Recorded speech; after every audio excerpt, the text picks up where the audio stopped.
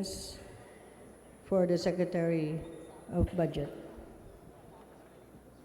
Questions for Department of Budget and Management Secretary Benjamin Diokno. Kindly discuss the legal history for the creation of the DBM.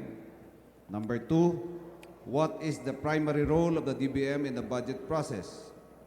Number 3, several agencies have very low absorptive capacities, and many of them were complaining that this is due to delays in disbursements of DBM. May I ask the good Secretary to enlighten us on this matter? Number 4, can you submit DBM report on the savings and use of savings for the executive branch, including GOCCs, from 2017 to September 30, 2018 quarterly report?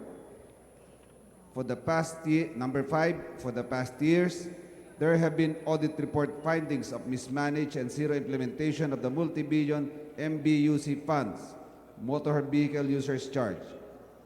What happened to the road board funds? With the impending abolition of road board, may I know that what is the timeline and plan of the DBM to manage and dispose of these MBUC funds? Number 6, what are the terms and conditions of our China loans? Our concern is that we will be following the steps of Sri Lanka, which defaulted into debt with China. Number 7, to supplement government revenue collections, around 1.189 trillion or 6.1% of the GDP will be borrowed in 2019. Of this amount, 906.2 billion or 76.2% will be sourced locally, while the remaining 282.7 billion will come from foreign borrowings. Every year, the budget is not fully utilized, yet we keep on borrowing. Thus, we keep on paying increasing interests. Elaborate your rationale on this borrowing mix.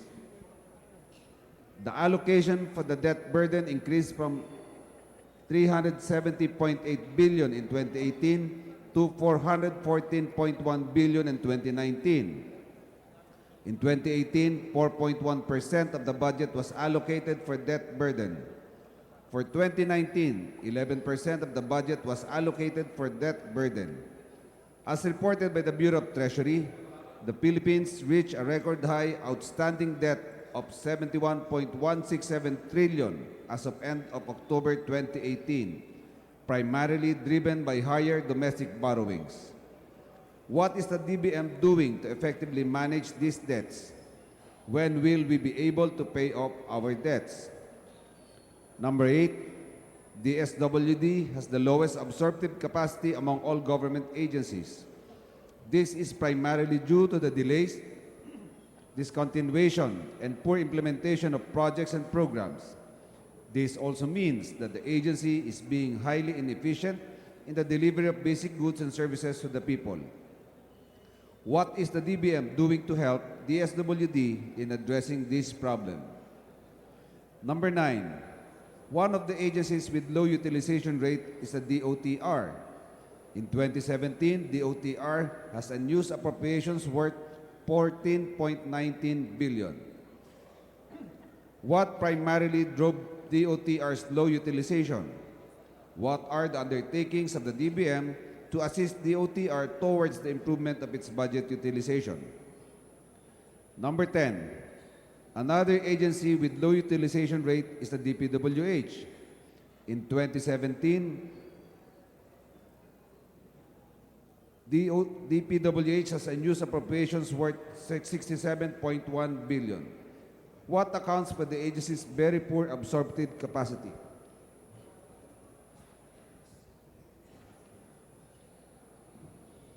What are the undertakings of the DBM to assist DPWH towards the improvement of its budget utilization? Number 11, per COA's findings, only 222.7 billion or 34.14% was disbursed of the 610.9 billion obligated by the DPWH for 2017 due to delayed and non-implementation of infrastructure projects. Inefficient and incomplete implementation of infrastructure projects amounting to 80.1 billion, also contributed to the inefficiency of the department. What were the main reasons for these cases? How is the department addressing this problem to improve its efficiency? Number 12, COA also reported that a total of 334 infrastructure projects of DPWH was found to have defects equivalent to at least 40.9 million, which, if not corrected, may result in wastage of government funds.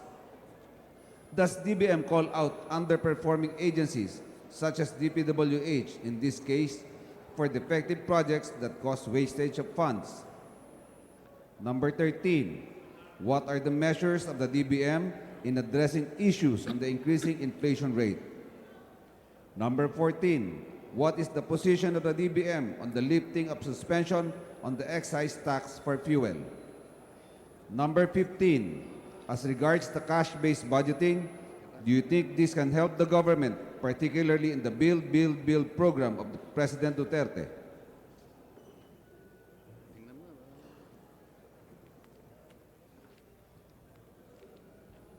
Number 16, under this kind of budgeting to be followed by the government, contracts for projects, programs intended to be implemented for the fiscal year should be fully delivered, inspected, and accepted by the end of the fiscal year. Payment should also be done within the fiscal year and up to a 3-month extended period after the fiscal year for goods and services accepted by December 31.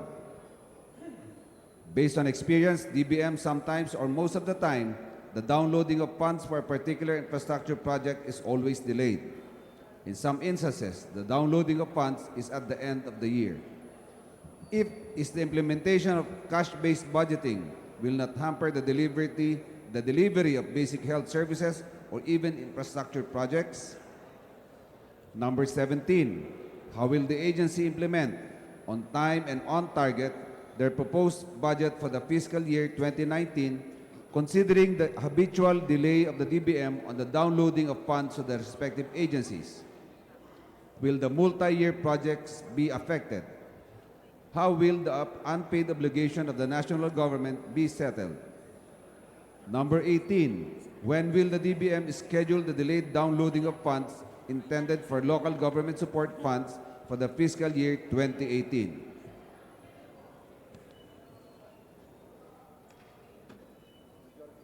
Majority Leader. Madam Speaker, I move that we suspend the session to allow Secretary Diokno access to the designated seat in the plenary, including his technical staff if there be any.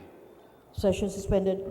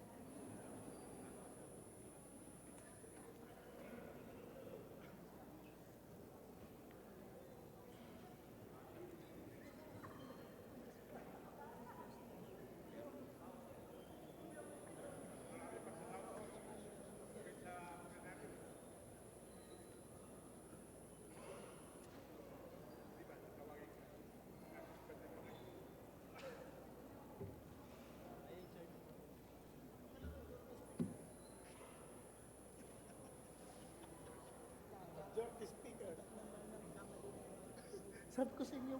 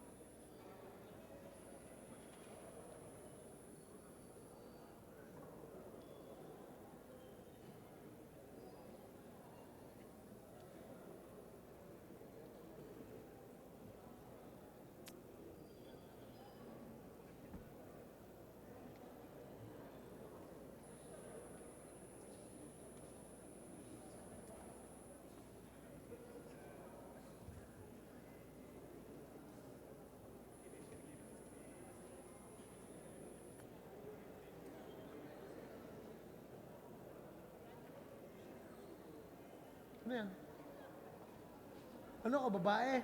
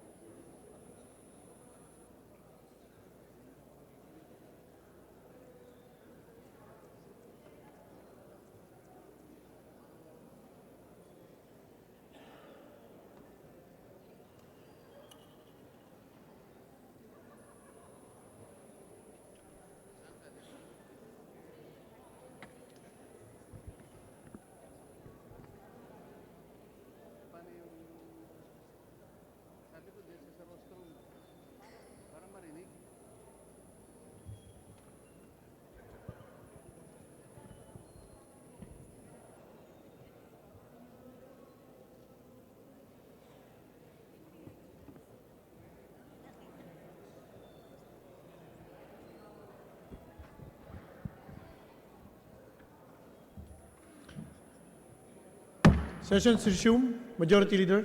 Mr. Speaker, I move that we recognize the Honorable Secretary of Budget and Management, Benjamin Diokno.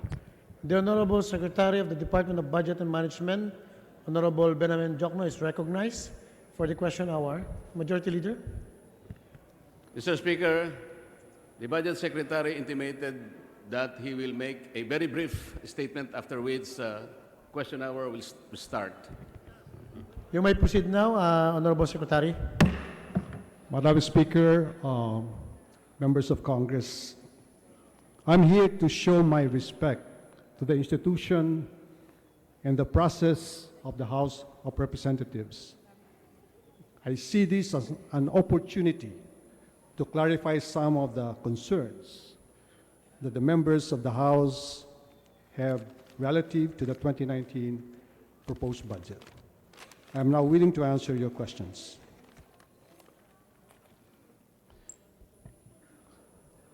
Majority Leader. Mr. Speaker, Madam Speaker, I move that we recognize the Honorable Minority Leader, Danilo Suarez, for his Honorable Minority Leader Danilo Suarez is recognized.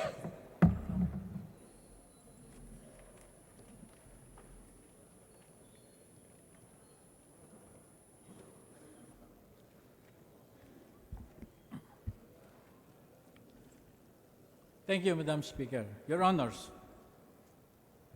our Constitution was drafted within the context that there no longer will be a concentration of powers within one department or person. Hence, the executive, judiciary, and legislative departments were given specific and mutually exclusive power, which acts as a check on each other and prevent overreach of functions. Even the legislative was divided in two houses, with the specific powers as stated in the Constitution.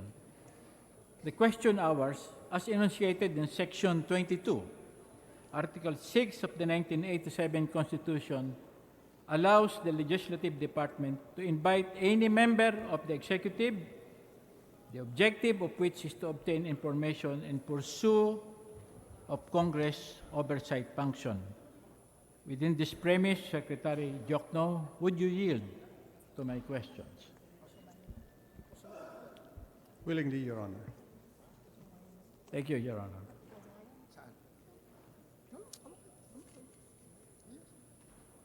Mr. Secretary, this will be the third year of the Duterte's administration. It will end in next 2019. On three separate appropriation hearing, this representation asks you for your help. Ang una ko pong sinasabi yung pong localization ng pondo ng gobyerno na hindi nakakarating sa kabayanan, sa lalawigan, at sa barangay.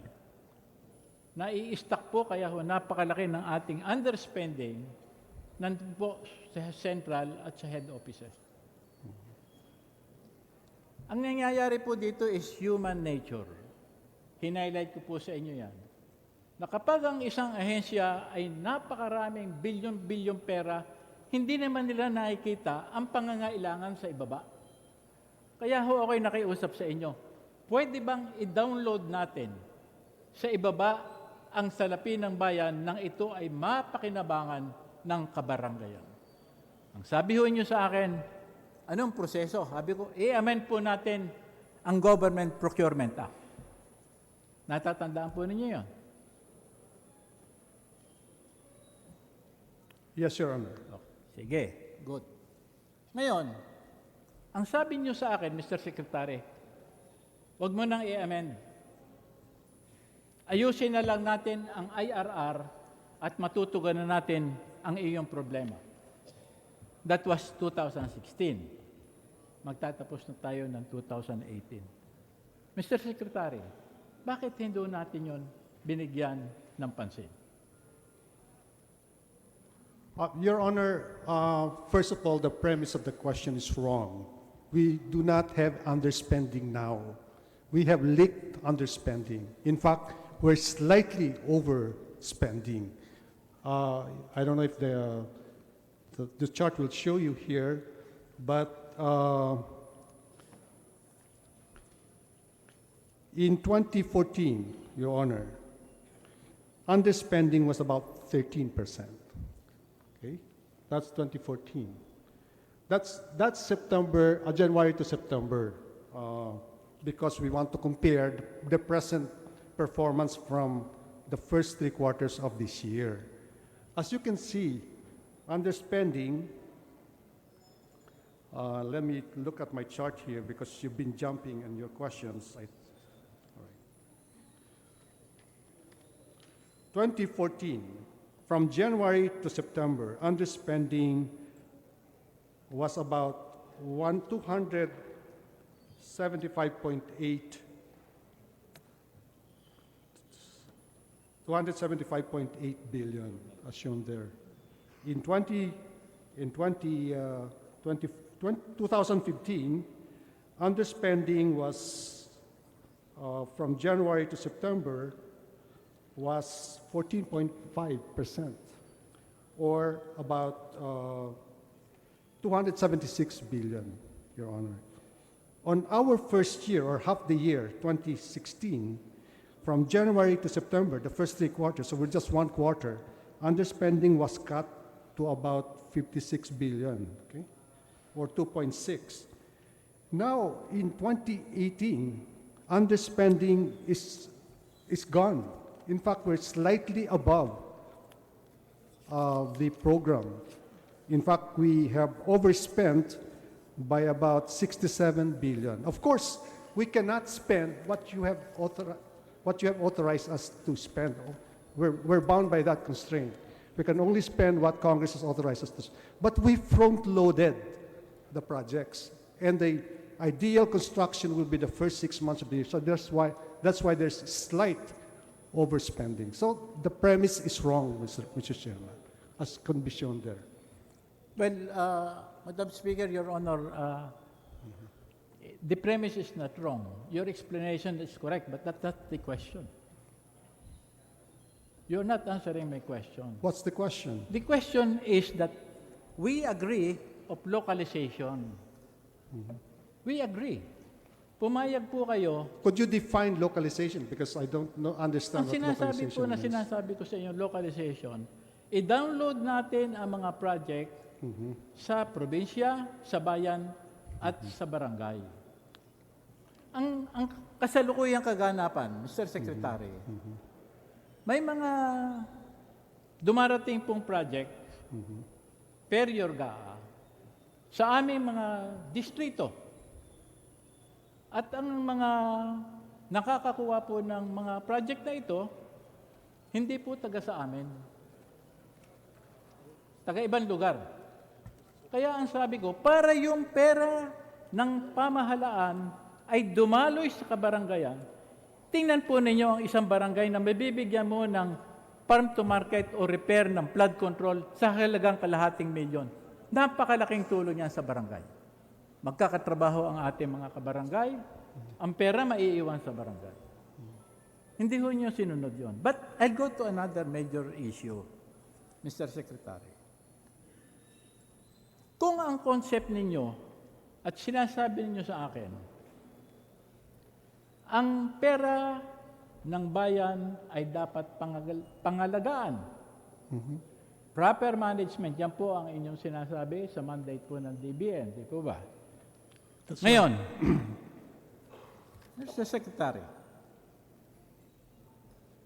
kilala po ba ninyo si Vice Governor Esther Amor?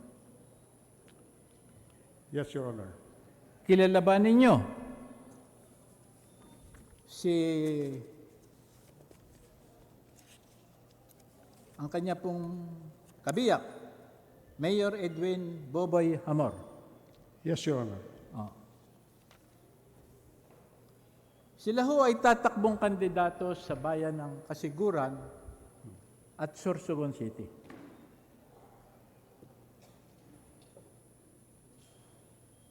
Ang kanila pong anak ay asawa ng inyong anak. Sila ho ay inyong in-laws. Tama po ba ako na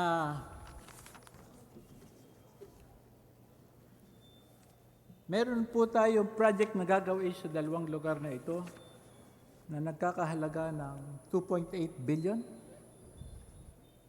I'm not aware of that. That's not part of your question, and Yeah, I yeah. can I'm answer just- that at the appropriate Honor, time, I'm Your just Honor. saying that, I can send a reply to your answer, to your question, Your Honor. Well, Let me tell you, Your Honor, I've served 3 presidents. I'm known for my integrity. Okay, I have no relatives, no friends as far as the public affairs are concerned. That's my reputation. That's why they call me Dr. No, right? So I don't know what your question is all about. No, and no. That's not part of your Ang question, Your sinasabi Honor. ko po dito, Mr. Secretary, hindi ho, ito ho naman kasama na sa 218 at 219 eh. Tapos na ho tayo dito. Tapos na ang gain. It's presented and approved already. Not by this present leadership, but Your the Honor, former my leadership. job as So DBM, may I reply, Your if you Honor? will allow me to finish my question, Mr. Secretary. Sure. All of this will be undertaken by just one contractor. One.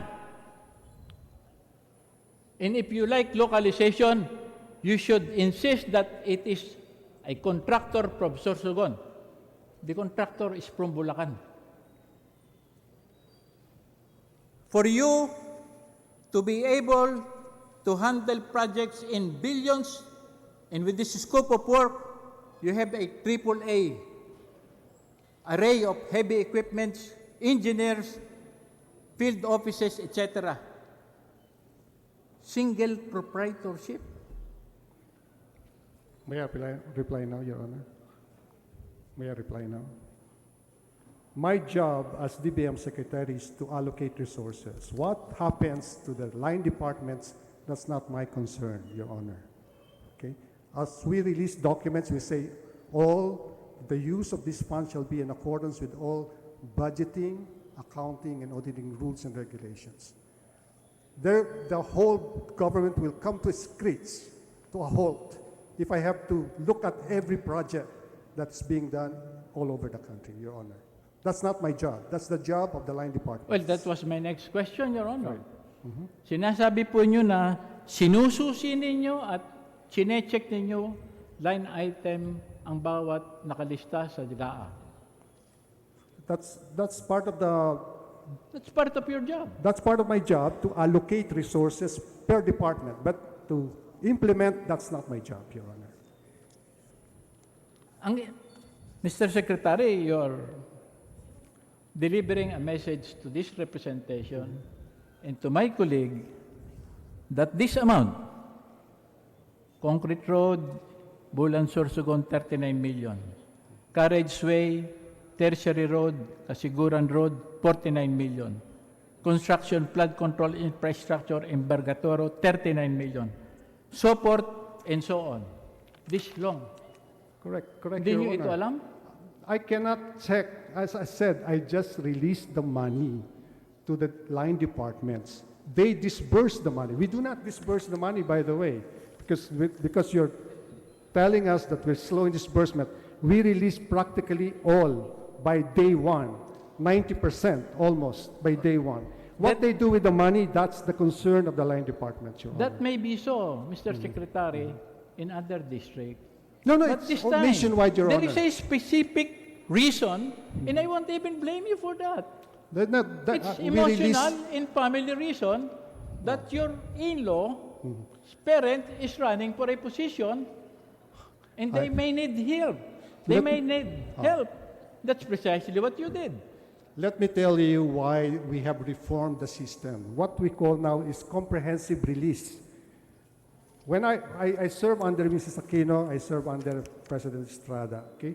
When I was working with Senator Angara, who's the Senate President at that time, I was amazed that it takes about 6 months to prepare the budget and another 6 months for it to go through Congress, Your Honor. And now, after the budget is approved, the agencies cannot move yet. They are waiting for another document to be issued by DBM. That's the wrong way to do it because you already approved it and it has already been signed by the President. So when I assumed office under Mr. Estrada, we adopted a new system called what you see is what you get. Your passage of the bill into a law and signed by the President, that is the authority. So they no longer need us. Okay? I did that in 1999 and 2000. That was abandoned during the term of President Arroyo, and then abandoned also, that system. Now we're back to that system. Under Mr. Aquino, that was abandoned. So now we have gone to the same system that I adopted 20 years ago. What you see is what you get. What Congress has approved is automatically released, Your Honor. Mr. Secretary, your treatment in other districts, offices, or related agencies, I'm not questioning it. Maybe you're doing a good job. I'm just particularly concerned in this particular area where you show an extraordinary concern. How do you say that? I don't even know that transaction, Your Honor. It's the job of DPWH, not mine. That's the job of the line departments. The line departments Mr. Secretary. disperse. They implement. I don't. Okay? Are you telling this representation and addressing the plenary that there was no communication at all with your daughter, stating that my husband's parents is running for this Absolutely position? none, Your Honor. Hindi ho ninyo pinag-usapan. Hindi namin Kayo walang nagkikita sa relative, linggo, walang nagdi-dinner friends as kayo, far as I'm Hindi ho concerned. ninyo pinag-uusapan yun. Wala, at all. Talaga. Wow. Taga niyo sa bato. Magaling yun. As I said, there are no friends, no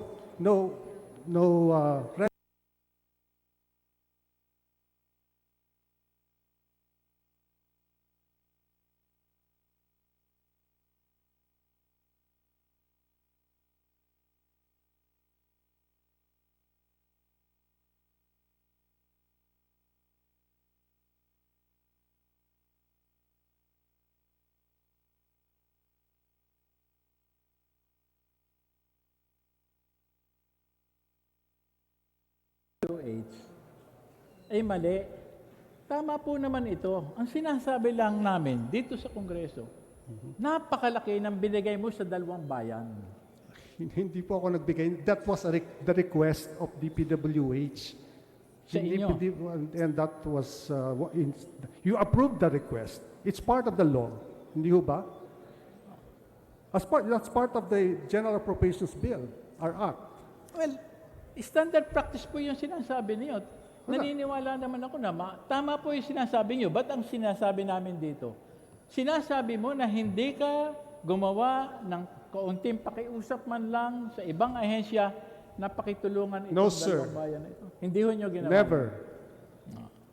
At ito pong You know, whenever somebody wants me to request a department secretary, I say no, because they will ask more from me. That's my policy, Your Honor. And that's the truth. Madam Speaker, Your Honor, there will be a continuing hearing on this on the Committee on Public Accountability because I don't feel it. There are a lot of other members who would like to raise questions. But the bottom line is this.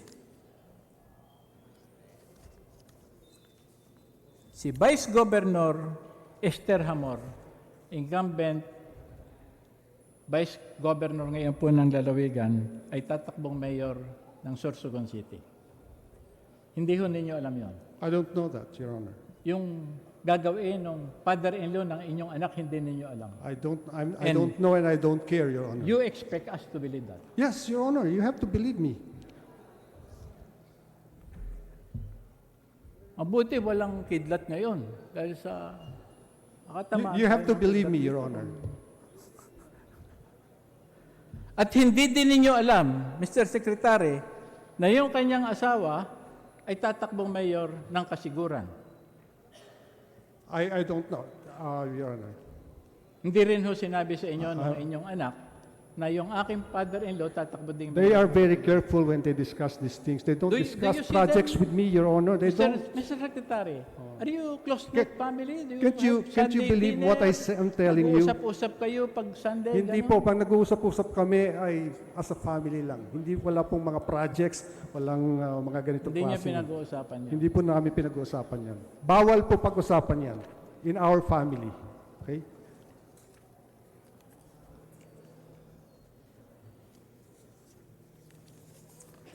At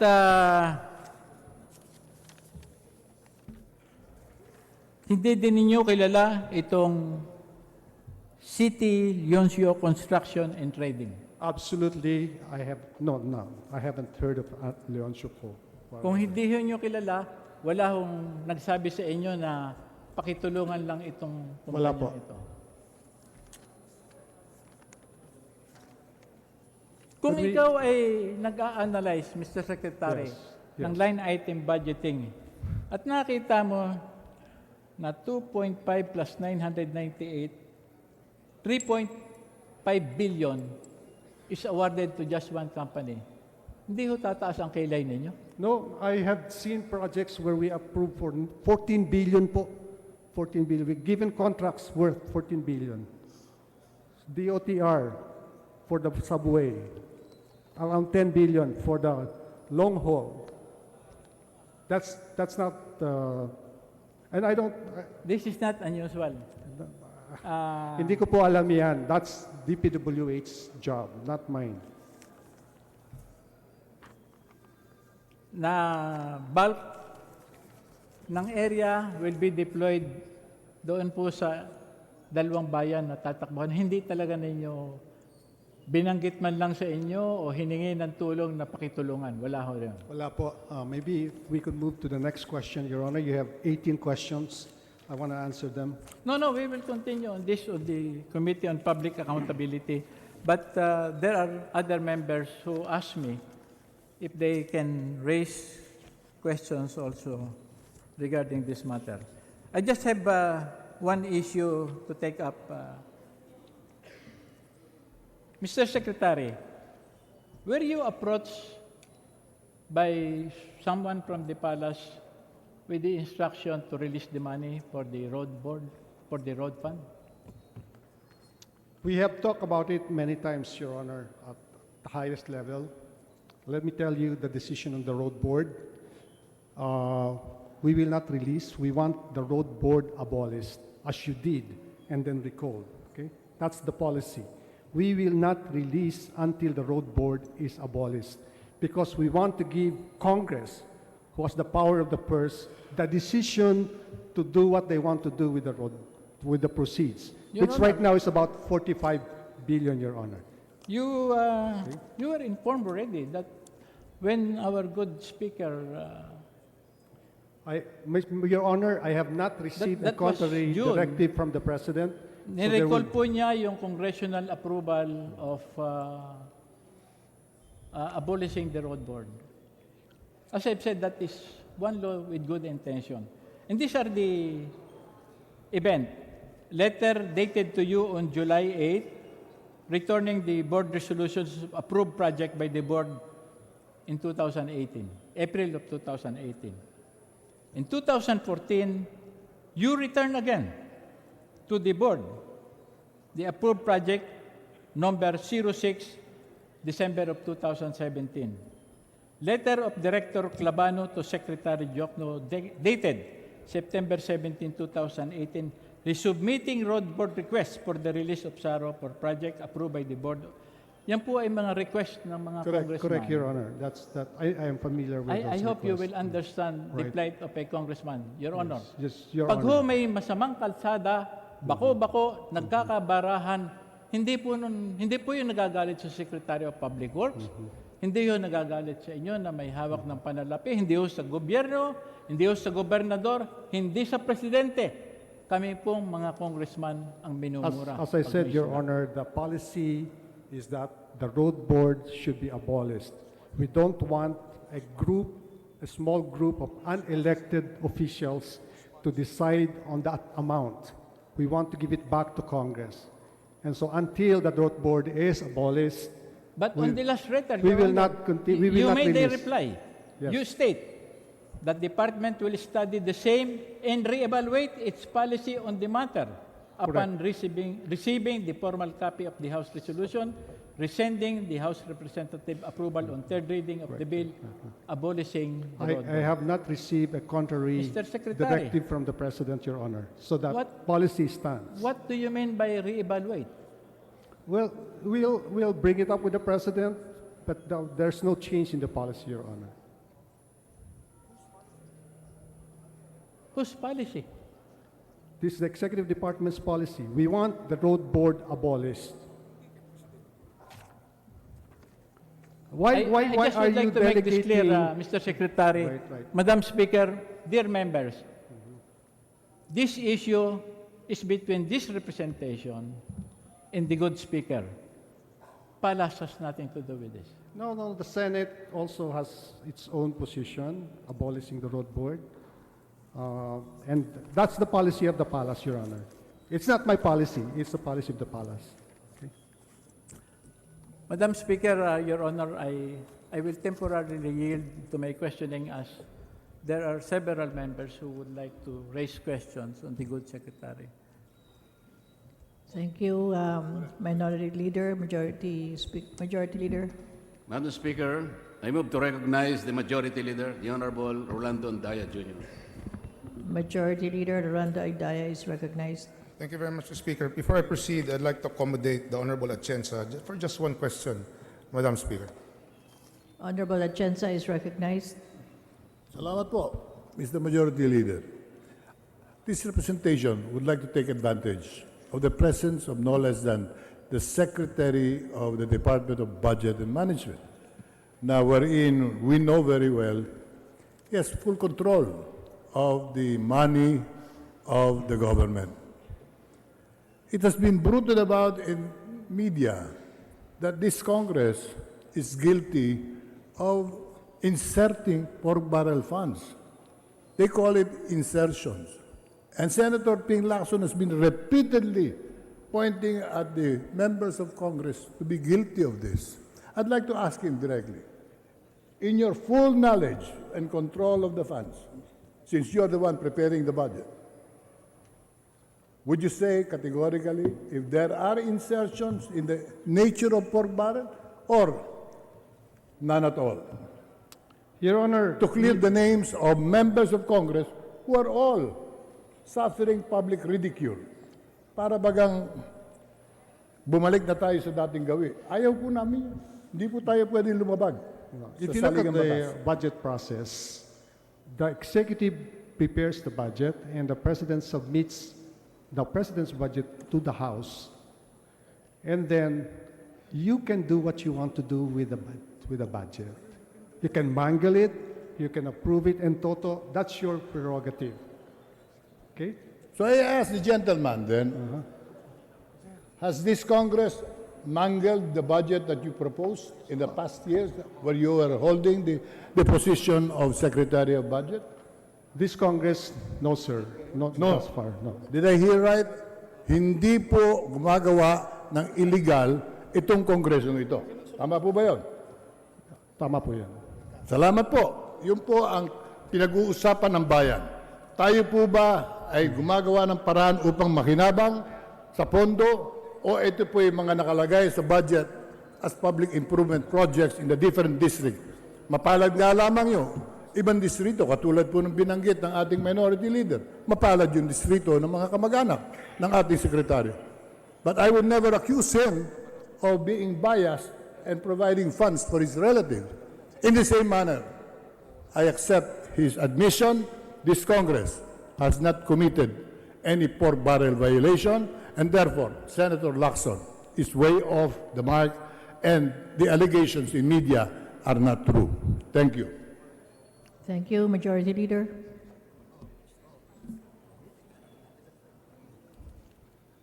We recognize now Majority Leader Rolando Endaya. Yes, thank you very much, Madam Speaker.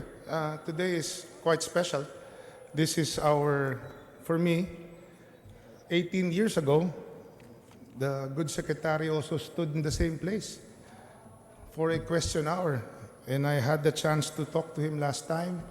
And what quite a coincidence. I was sporting the same haircut when that time happened 18 years ago. So here we go again, doing the same thing. Madam Speaker, this past 2 weeks has been very unique, shall we say. Last week, the Honorable Spokesman for the Palace has been saying that Congress should hurry up the budget, pass it on time. It's the President's budget. And our good secretary, the head of the DBCC, scaring everyone into thinking that we will have an economic slowdown if we do not pass the budget. But just recently, just now, the presidential spokesperson finally said, Congress now is allowed to scrutinize the budget. We are allowed to take our time. What a sudden change. Even the Senate seems to be very confused from the messaging of our economic managers. At first, they said that we need to extend our session to December 19 to pass it. Then they agreed to December 14 to pass it. Now they said January is okay. And though today, February will be okay. Probably they realized that all of those arguments were hogwash, to say the least, Madam Speaker. For if you look at it, the budget for 2018 is actually bigger than 2019.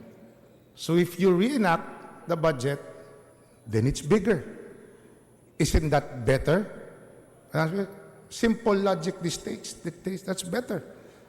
The good secretary himself that large ticket projects with the build are covered by a MAYOA. There's no need for a budget. So walang problema. There were scare tactics na yung mga salary increases daw hindi mangyayari kung walang bagong budget. Kalukuhan yan. If you recall, Madam Speaker, the first tranche of the increase of uniformed personnel took effect this year. Do you see any specific line item for the increase of salaries? None. Paano nangyari? Diniskartehan na lang ng ating DBM. Magaling Nangyari yon. So kung gusto mo, pwede. Diba? Now, during the term of our good secretary, as I recall, year 2000, the budget was passed February. Am I not correct? That's true. That's correct, Your Honor. Did the earth, did the heavens crash? But there was a slowdown, Your Honor. Yes, because you did not have the guts to raise revenues. Am I correct? Yes. That's 20 years ago, Your Honor. Yes. I cannot recall. You cannot recall, precisely, but I do recall. In 2007, the budget was passed March. But the first quarter growth was 6.9. And the second quarter growth was a mind-boggling 8.3. So I really don't know where they're getting that argument, Madam Speaker. What will really slow down, and this will really happen, is that meron tayong utang ngayon sa lahat ng mga departments na hindi mabayaran ngayon ng DBM, around 100 billion pesos. Would I be correct, Mr. Speaker? I have to check the numbers, Your Honor. I will refresh your memory. In your last DBCC meeting on October, you already have overspent 20 billion. Am I correct? That's correct. That's Yes, what I'm saying. October. That we're not underspending. October. Yeah, I'm not saying you're underspending. Yes. I'm saying you've overspent tremendously. Let me read to you the statement of Yusek Cabral yesterday. And I'm just referring to the DPWH.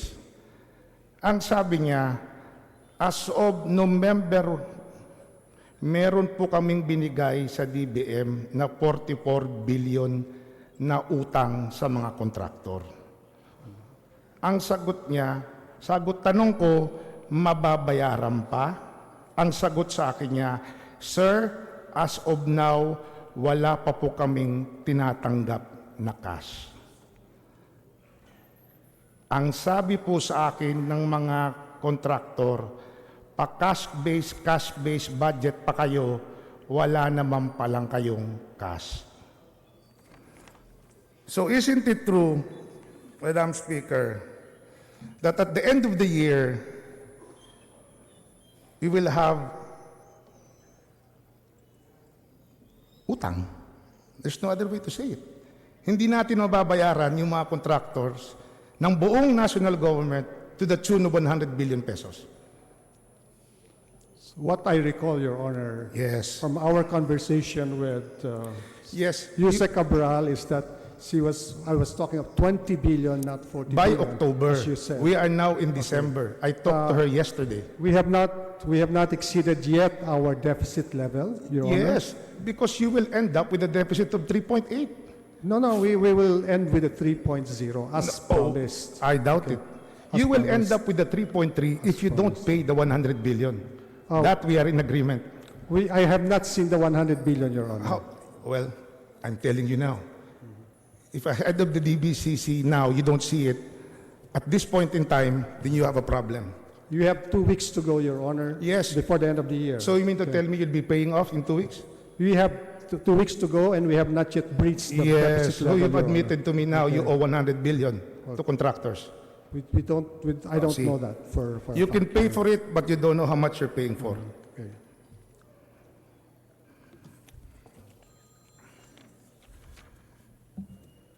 So let me go now to the next topic. Let me just, could I make a statement here? Earlier, Congressman Andaya mentioned that this is the second time that I was here on the podium. You really want to go through that? Yes, You really want that is to go not through true, that? Your Honor. This is my first time. No, it's your under the second question time. hour. The first time was when the House constituted itself into a committee of the whole. I But- was defending but the isn't that budget at that time. Why did That's you think just information. Why did you think they were constituted as a whole? Because you could not explain to them For what me was going on. to defend the budget. You know, Yeah, Your Honor. because they could not understand what was going on. It's the same thing that's happening now. No, You you really want to go through that route? I remember I asked you before, flat out, when you assumed your secretaryship. Remember the time of President Ramos when he imposed budgetary reserves of 25%? Do you remember that? I remember that. Yes. And the first question I asked you, how much money is in the reserve control account? What was the answer you gave me straight to my face?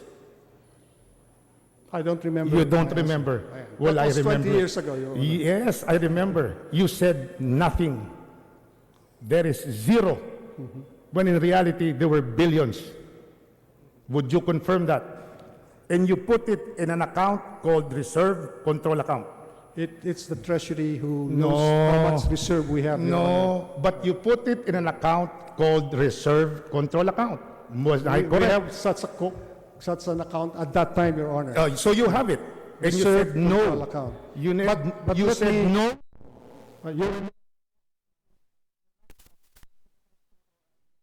You're on the impact of the deficit.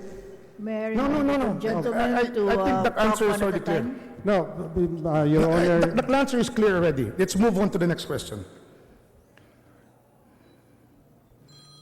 Means to say, Madam Speaker, if you're holding back,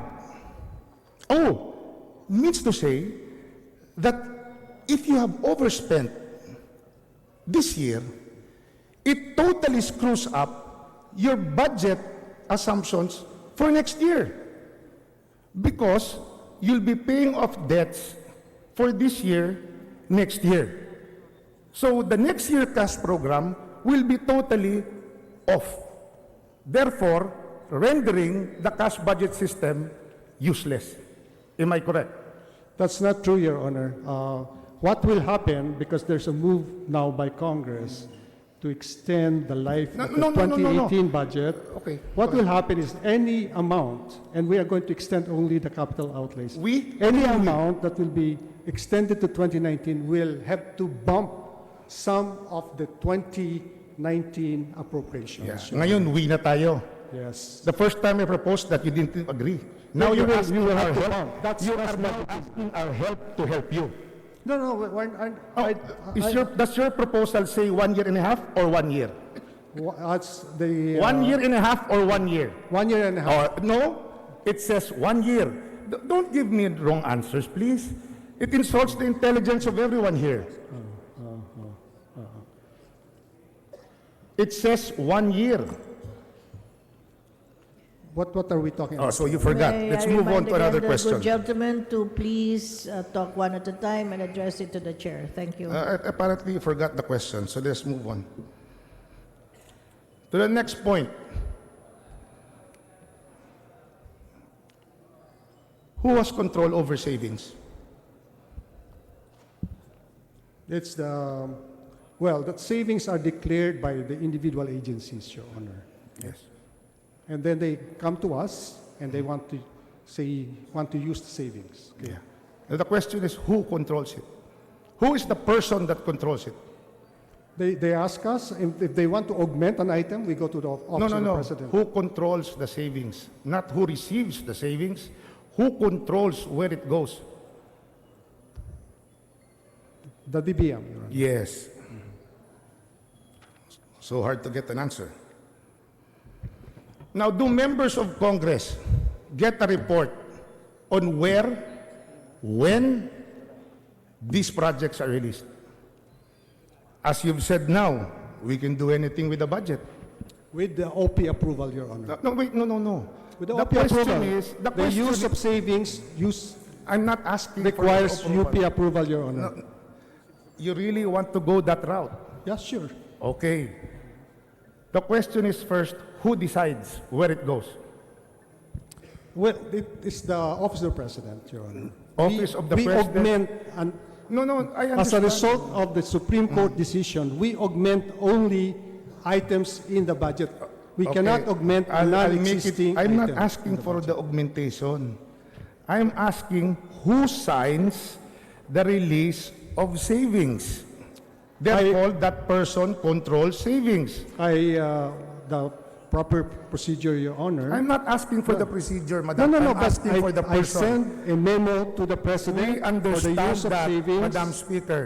I am asking for the person who signs it. I signed the Then you sign it. Okay, thank you. request to the You president. sign The president approves. It's the president who will get there. You keep on dropping the name of the president. We will get there.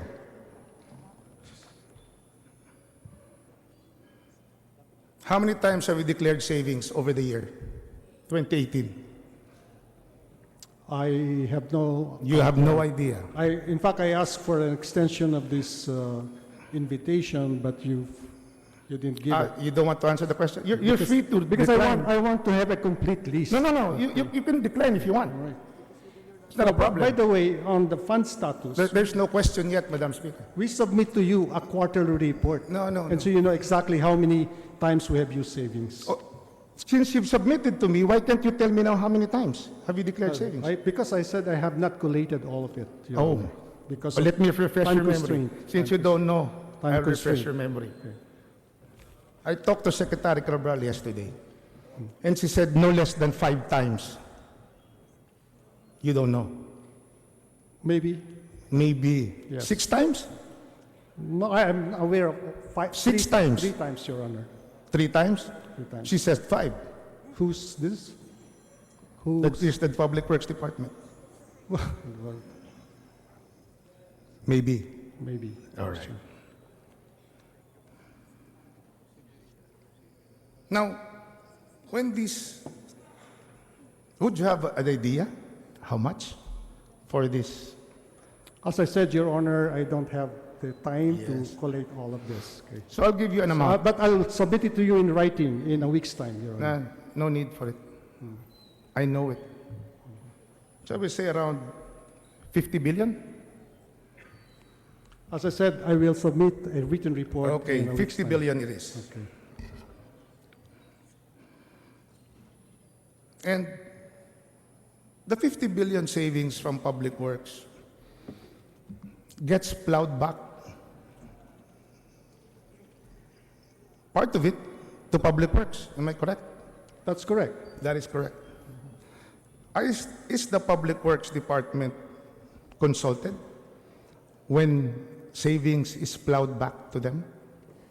I think Considering they're- that yeah. they're the ones who do the vetting of the projects, they know the priorities. They are consulted, Your Honor. No, they're not. Well, they are consulted. They are not. We have. Do you want me to read the TSN? Secretary Cabral says it just arrives to them without them being consulted. Secretary Cabral, You say Cabral. does not speak for the department. Well, she did for that It's- particular. All right. It is Secretary Mark Villar Yes, who speaks for and Secretary Markville agreed to the statement. Okay. All right. So they have no idea what's coming back to them. Yes. Now, the question is, who placed DPWH now in choosing which projects should be released from savings? Who is now the pseudo DPWH secretary? Well, as I said, we made a request from the savings Office of the President, and it goes back to the DPWH. No, the question is, who decided that these projects should be released? It comes from many sources, Your Honor. No, I'm not asking for the source. I'm asking who decides what projects will be released. It's the Office of the President, Your Honor. Really? Yes, You really want to go that route? yes. Okay. When does the President specifically know each and every project He that does is not- released from savings? Your Honor, he does not. When does he know? He That does is the not question. specifically know, but he has his own Yeah, executive so secretary. he doesn't know. Office So of the stop Secretary. dropping. I am not in that office, right? So you have don't know now. You have PMS, you have Office of the Executive Secretary, you have Office of Cabinet Secretary. They come to us. And we Which is put it? them Do you together. know or do you don't know? We put them together. So you do not know? We know that it comes from the Office of the President. No.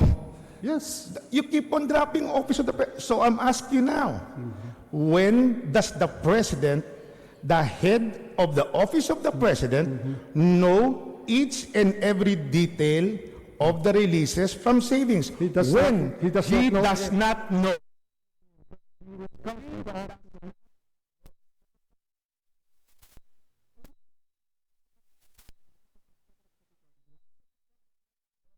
Secretary, No, as I said, he is No, there are requests coming from the Office of the President. Your Honor. They are requests coming, so Office of the President plays now Public Works? Is that what you're trying to tell me? The President's budget is his budget. Oh, here we go again with that. You really want to go to that route Yeah, again? the President's budget You is want his to go to budget. that route? Sure. Okay. The President's budget. Let's talk about the President's budget. The President's budget. You know, I talked to him about that 51 billion, personally. What 51 billion? Your insertion. I have no insertion, Your Oh, Honor. it's what Secretary Villar told me. Oh, I thought you said Secretary Villar was the authority in the Public Works Department. He told me he did not know of the 51 billion worth of projects inserted in the Public Works budget. He asked for 488. You gave him a ceiling of 488. And lo and behold, there was an additional 51 billion, which no one now claims. So if Public Works didn't ask for it, and DBM submitted that presidential budget to us, then it only came from you. May I answer, Your Honor? Not yet. I'm not yet finished. Okay. Just to lay the predicate. The president told me, since it's the president's budget, he had nothing to do with it. And that I should ask you. And that he asked who were the big recipients of the budget. And I showed him. You know what he told me? Do your job. And now I'm doing my job. So what is this 51 billion insertion of yours all about? May I answer the question? Yes, please. Please. The total proposal of DPWH for the 2019 budget is 652 billion. Yes. 652. We approve on first tranche 123.9 billion. The second tranche, another 356 for a total of 480.2 billion. Okay? Out of a request of 652, we approve 480. Now, because we want the infra budget or the infra to be higher and we have fiscal space, we decided to augment or to add to the 480 another 75 billion, not 51. Oh, but 71. 75. Okay. So 75 billion. So 75 billion. Of 555 point. You cannot call that insertion because that's part of the process that we. It's the president's budget. Because part President's of the budget budget. preparation process. President's there is budget. no insertion. President's budget. Correct. Correct. Yes. But he doesn't know anything about it. Well, So where is the we president's submitted the budget? budget to the president. He approved the budget, and we submitted. Yeah, he approved the budget as you gave it to him. Correct. So you're the president? No, we submitted the budget to the So president. How come he doesn't know anything about it? I think he knows about it. Oh, so he's lying to me. He's a liar. He knows what really? it's all about. You just Maybe assumed he knows. His stuff does not go through Yes. it line So- by line, oh, as so any he doesn't know. president does. So he doesn't know. So you know the details. That's the DPWH. Now hindi na budget. naman. Okay, that's the DPWH So, budget. okay. So in this whole tey that we're having, it's clear now the insertion is not 51, but 75. Thank you very much for admitting it. 75 in which Public Works doesn't have an idea where it came from. All right. I take your silence as yes. You've not only managed to overspend by around 100 billion, but it seems like you really don't care. Because as of December, you were still releasing projects. Am I correct? We're still releasing. Yes, you're still releasing, which again screws up your cash budgeting system. Am I correct?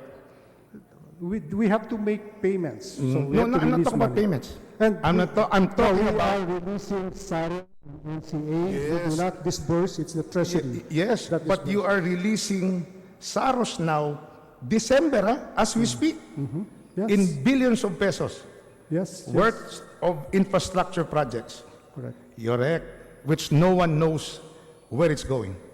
It's a stated, Where is it? Where? Where it's going? Where? Where? It's in the release document, Where? Your Honor. It's in the release The document. release Your Honor. document says various infrastructure projects. Public Where? Works, Public Works. So again, we throw it to Public Works. Who signed for the SARO? I do. Yes, but we don't know where it's going. Thank you very much.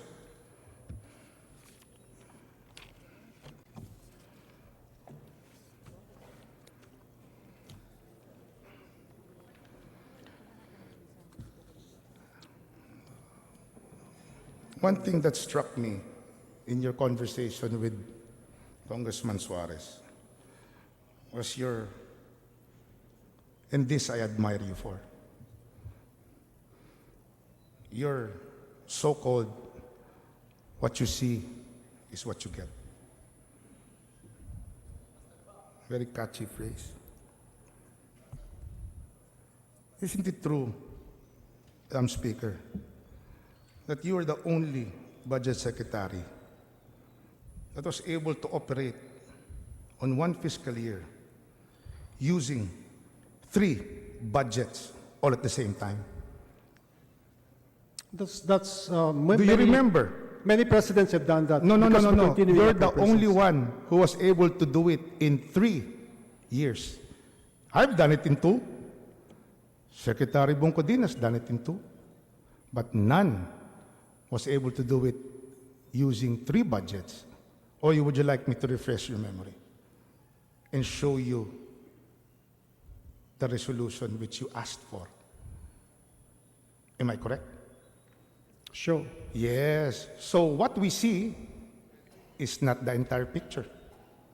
We only see 1 year, but we do not see the 2 years prior. So where is the what you see is what you get portion? It's the release of the current year's appropriation automatically. Parang savings pala, no? It's the Di- release of wala. the Agree. current appropriations. I agree. I agree.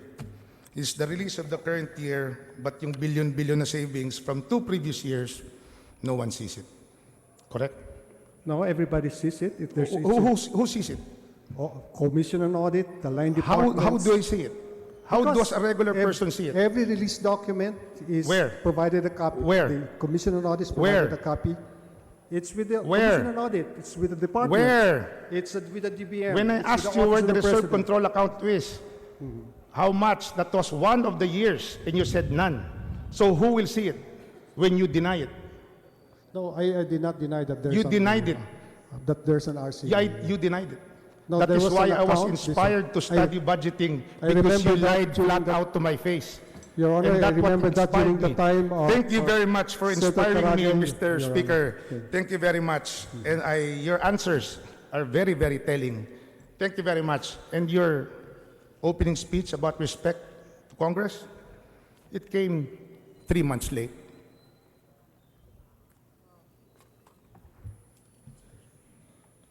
Majority Leader.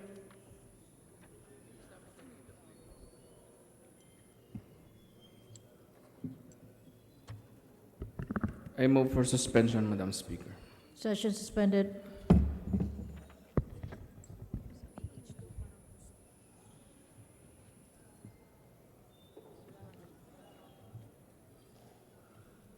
Tony, mag-interpolate ka.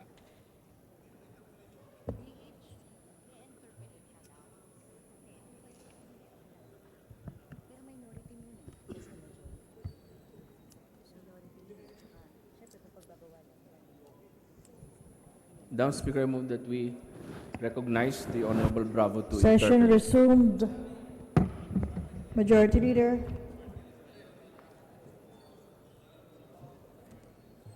Madam Speaker, I would like to reiterate my motion that we recognize the Honorable Tony Bravo to interpolate. Honorable Tony Bravo is recognized. Thank you, Madam Speaker. Good afternoon to everyone. Will the good Secretary of the DBM yield to some questions from this? Willingly, Your Honor. Thank you. Madam Speaker, I would like to take off from the issue on savings that was asked by the Majority Leader. And the issue on savings and augmentation, Madam Speaker, Mr. Secretary. It's an important budget issue considering that savings of department and agencies runs into more than $500 million pesos annually. So there are questions that are hanging around because we've not seen reports relative savings. Questions that are being posed: how savings is generated, how much has been generated, and how was it used? Prior to 2017, Madam Speaker, savings of department and agencies as well as savings from Special Purpose Fund Nasaan na yan? Nasaan and na the yan? automatic appropriation were dutifully reported and reflected in the chapter overall savings in the National Expenditure Program. But since 2018, there has been no report on the savings and overall savings by the national government. Inquiries during budget deliberation have been met with promises or compliance of report, misdirection, or even flat out denial on the existence of savings. And it happened here in the plenary that in one of my questions, one of the agencies says there is no savings. So we need to understand the utilization of the savings because this is a huge fund, Madam Speaker, Mr. Secretary. And to recall again to this honorable body, in 2016, there was an unused appropriation of 596 billion 652 and 21 pesos. Mr. Secretary, Madam Speaker, how much of this was declared as savings of the national government in 2016? Your Honor, there's a definition of savings here. Savings refers to portions or balances of any unreleased appropriations in the GAA which have not been obligated as a result of the following: A, completion, final discontinuance or abandonment of a program, activity, or project for which the appropriation is authorized, and B, implementation of measures resulting in improved systems and efficiencies and thus enabled an agency to meet and deliver the required or planned targets, programs, and services approved in the GAA or less. So I know the same definition, Madam Speaker. it has to be, the budget has to be released first. If it's unreleased, you cannot have savings out of unreleased appropriations. I agree with the definition, Madam Speaker, distinguished sponsor. My question is, how much was the overall savings based on your definition?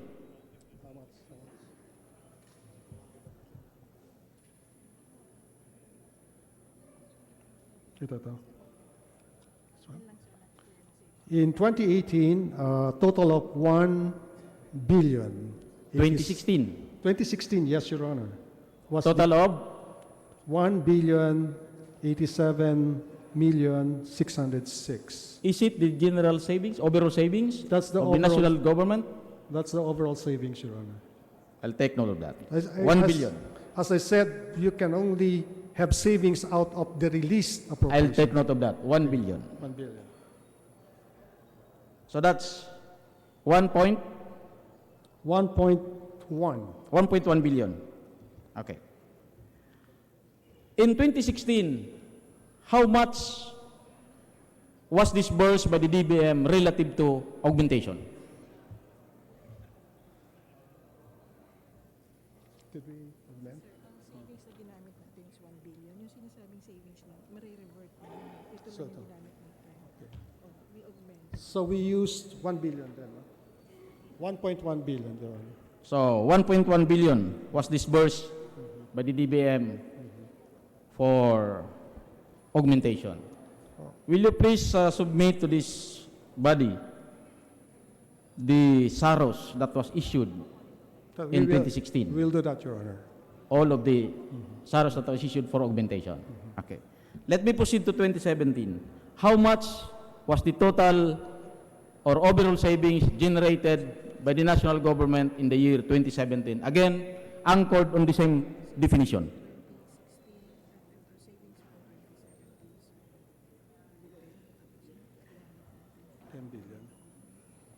Total savings, Your Honor, from 2017 is 10 billion, but that was used to augment the contingent fund by the same amount, Your Honor. In the same manner, can you please submit to this body the SAROS Yes, for the Your Honor. disbursement to include all SAROS that was used for augmentation? Yes, Your Honor. Thank you. Let me proceed to 2018. How much was savings was generated in 2018?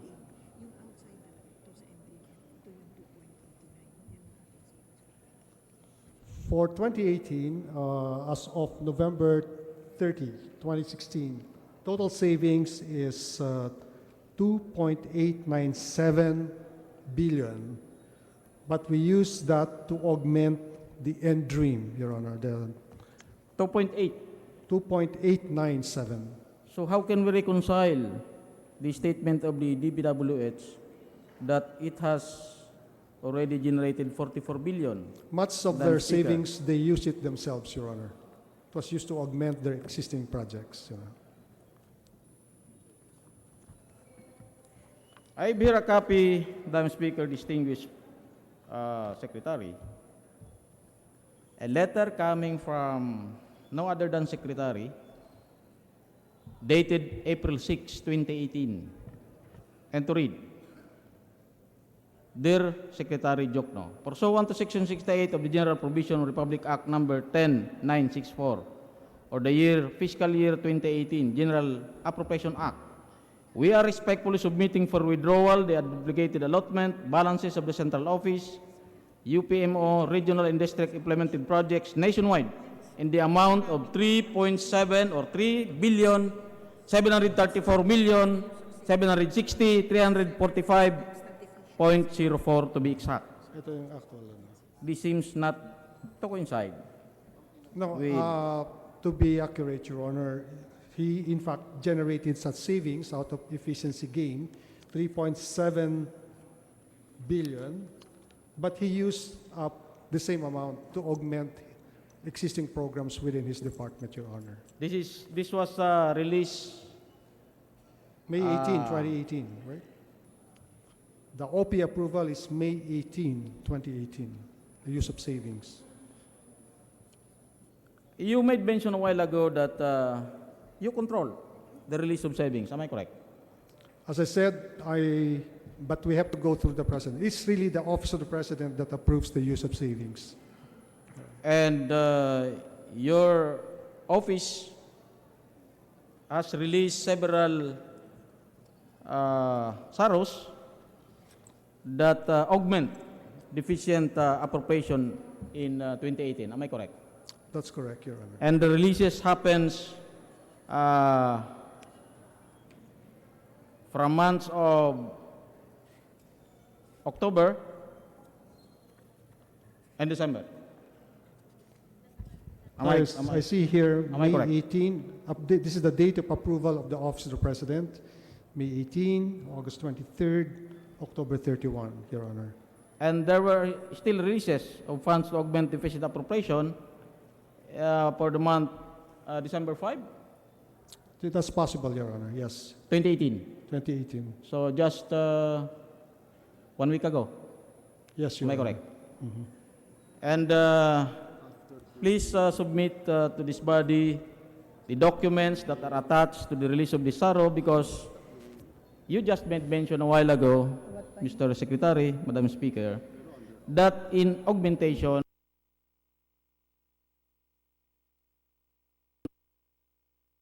Correct. attached to the processes. You can only augment an existing item in the budget, Your Honor. Yes. Okay. And, That's the DAP and there rule. are documents that needs to be attached to such before it should be released. Correct, Your Am I Honor. correct? So we need that document, Madam Speaker, Mr. Secretary. And you assure this that you are going to submit the same. Yes, Your Honor. By the way, DBM regularly submits a report on a quarterly basis, and these are contained there, okay? We submit it to both houses of Congress, DBM, of course, and of course, the Commission on Audit. The report includes information on releases, savings, if any, and the amounts of items augmented. So there is a report, Your Honor. So I would like to request for a copy of the report because I really wonder, Madam Speaker, distinguished sponsor, because year 2016, year 2017 has ended already, but yet no reflection in terms of report in National Expenditure Program, in appropriation and obligation on the savings that was generated. You can see the report as reflected in National Expenditure Program under appropriation and obligation. We have not seen any report. That's why The report, Your Honor, is submitted to the Office of the Speaker, and then I guess he sends it to the Committee on Appropriations. But this is only the first time, Mr. Secretary, Madam Speaker, that in a particular year of expenditure. But you know, that is required under the General Appropriations Act, the report total requirement. Yeah, okay. that's why. It's a requirement, but I have not seen in the report. No? It's only the year 2016 and 2017, during your time as Budget Secretary of this new administration, of the administration of Duterte. Since 2002 up to 2015, there are reports reflected in the National Expenditure Program. Only this year. That's why I'm curious what's happening. I will send you a report, Your Honors. So we are assured that a complete report will be submitted to include supporting documents that indeed the use of savings was authorized, because DBM for himself cannot just use the savings without authority coming from the President. Am I correct? We regularly submit a report, Your Honor, in accordance with the general provisions. What I'm asking is, in the use of savings, in the regularity in the use of savings, the DBM cannot just use savings whether it is declared savings from any agency without authority from the President.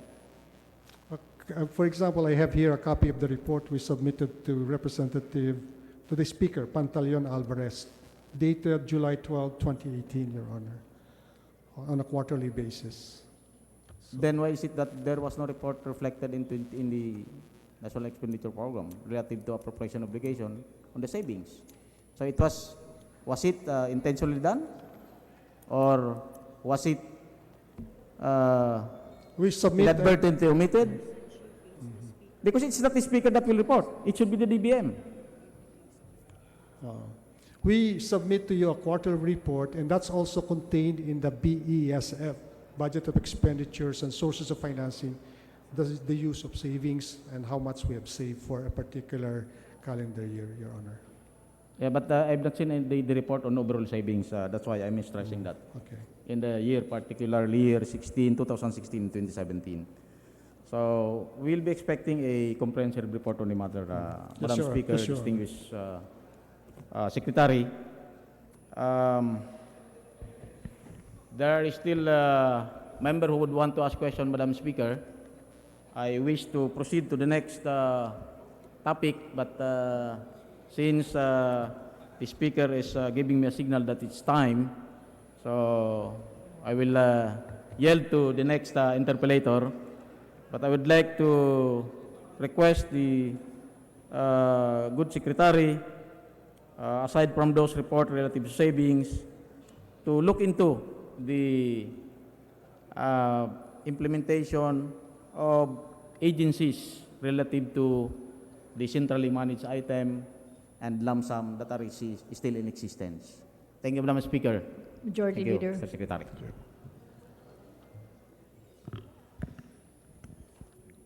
Madam Speaker, may we now recognize the Honorable Zarate. Honorable Serrate is recognized, and I give you 10 minutes to interpolate. If the gentleman, may we know if Majority Leader, I think Congressman Serrate is... Oh, okay. he is now here, Madam Speaker. Honorable Serrate, you're recognized. You have 10 minutes to interpolate.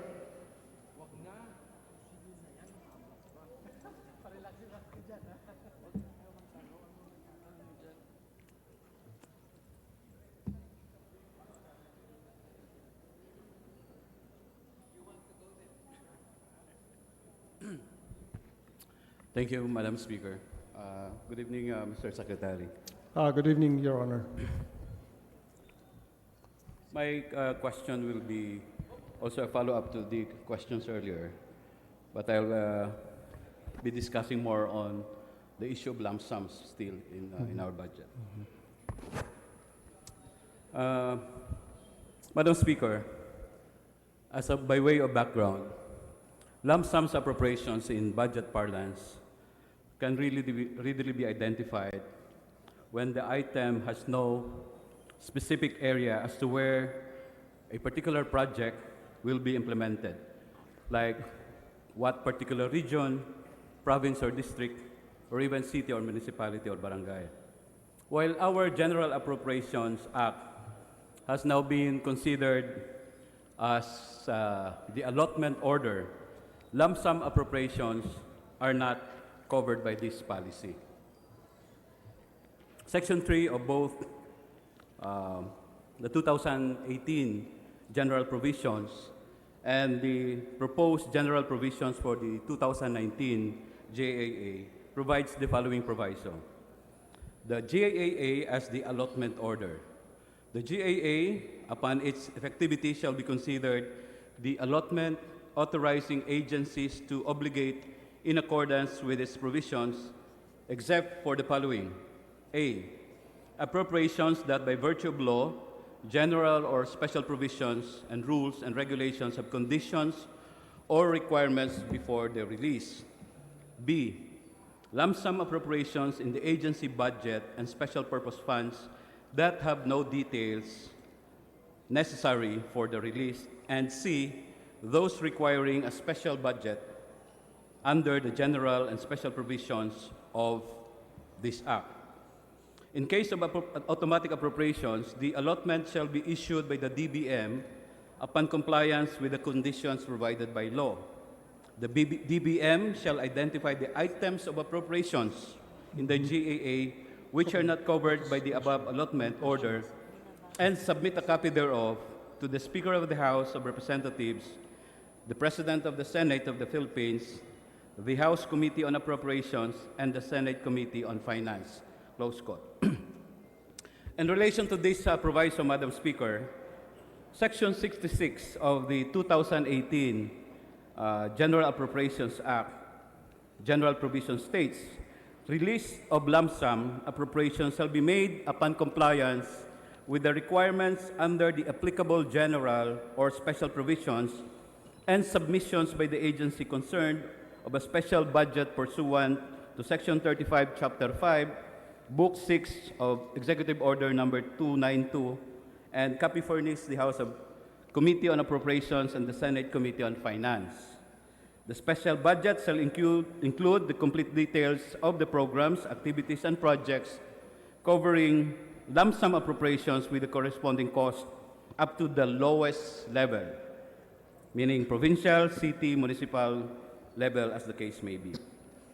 My first question now, Madam Speaker, Mr. Secretary, is how much is the total amount of lump sum appropriations in the regular budget of line departments and agencies under our 2019 National Expenditure Program?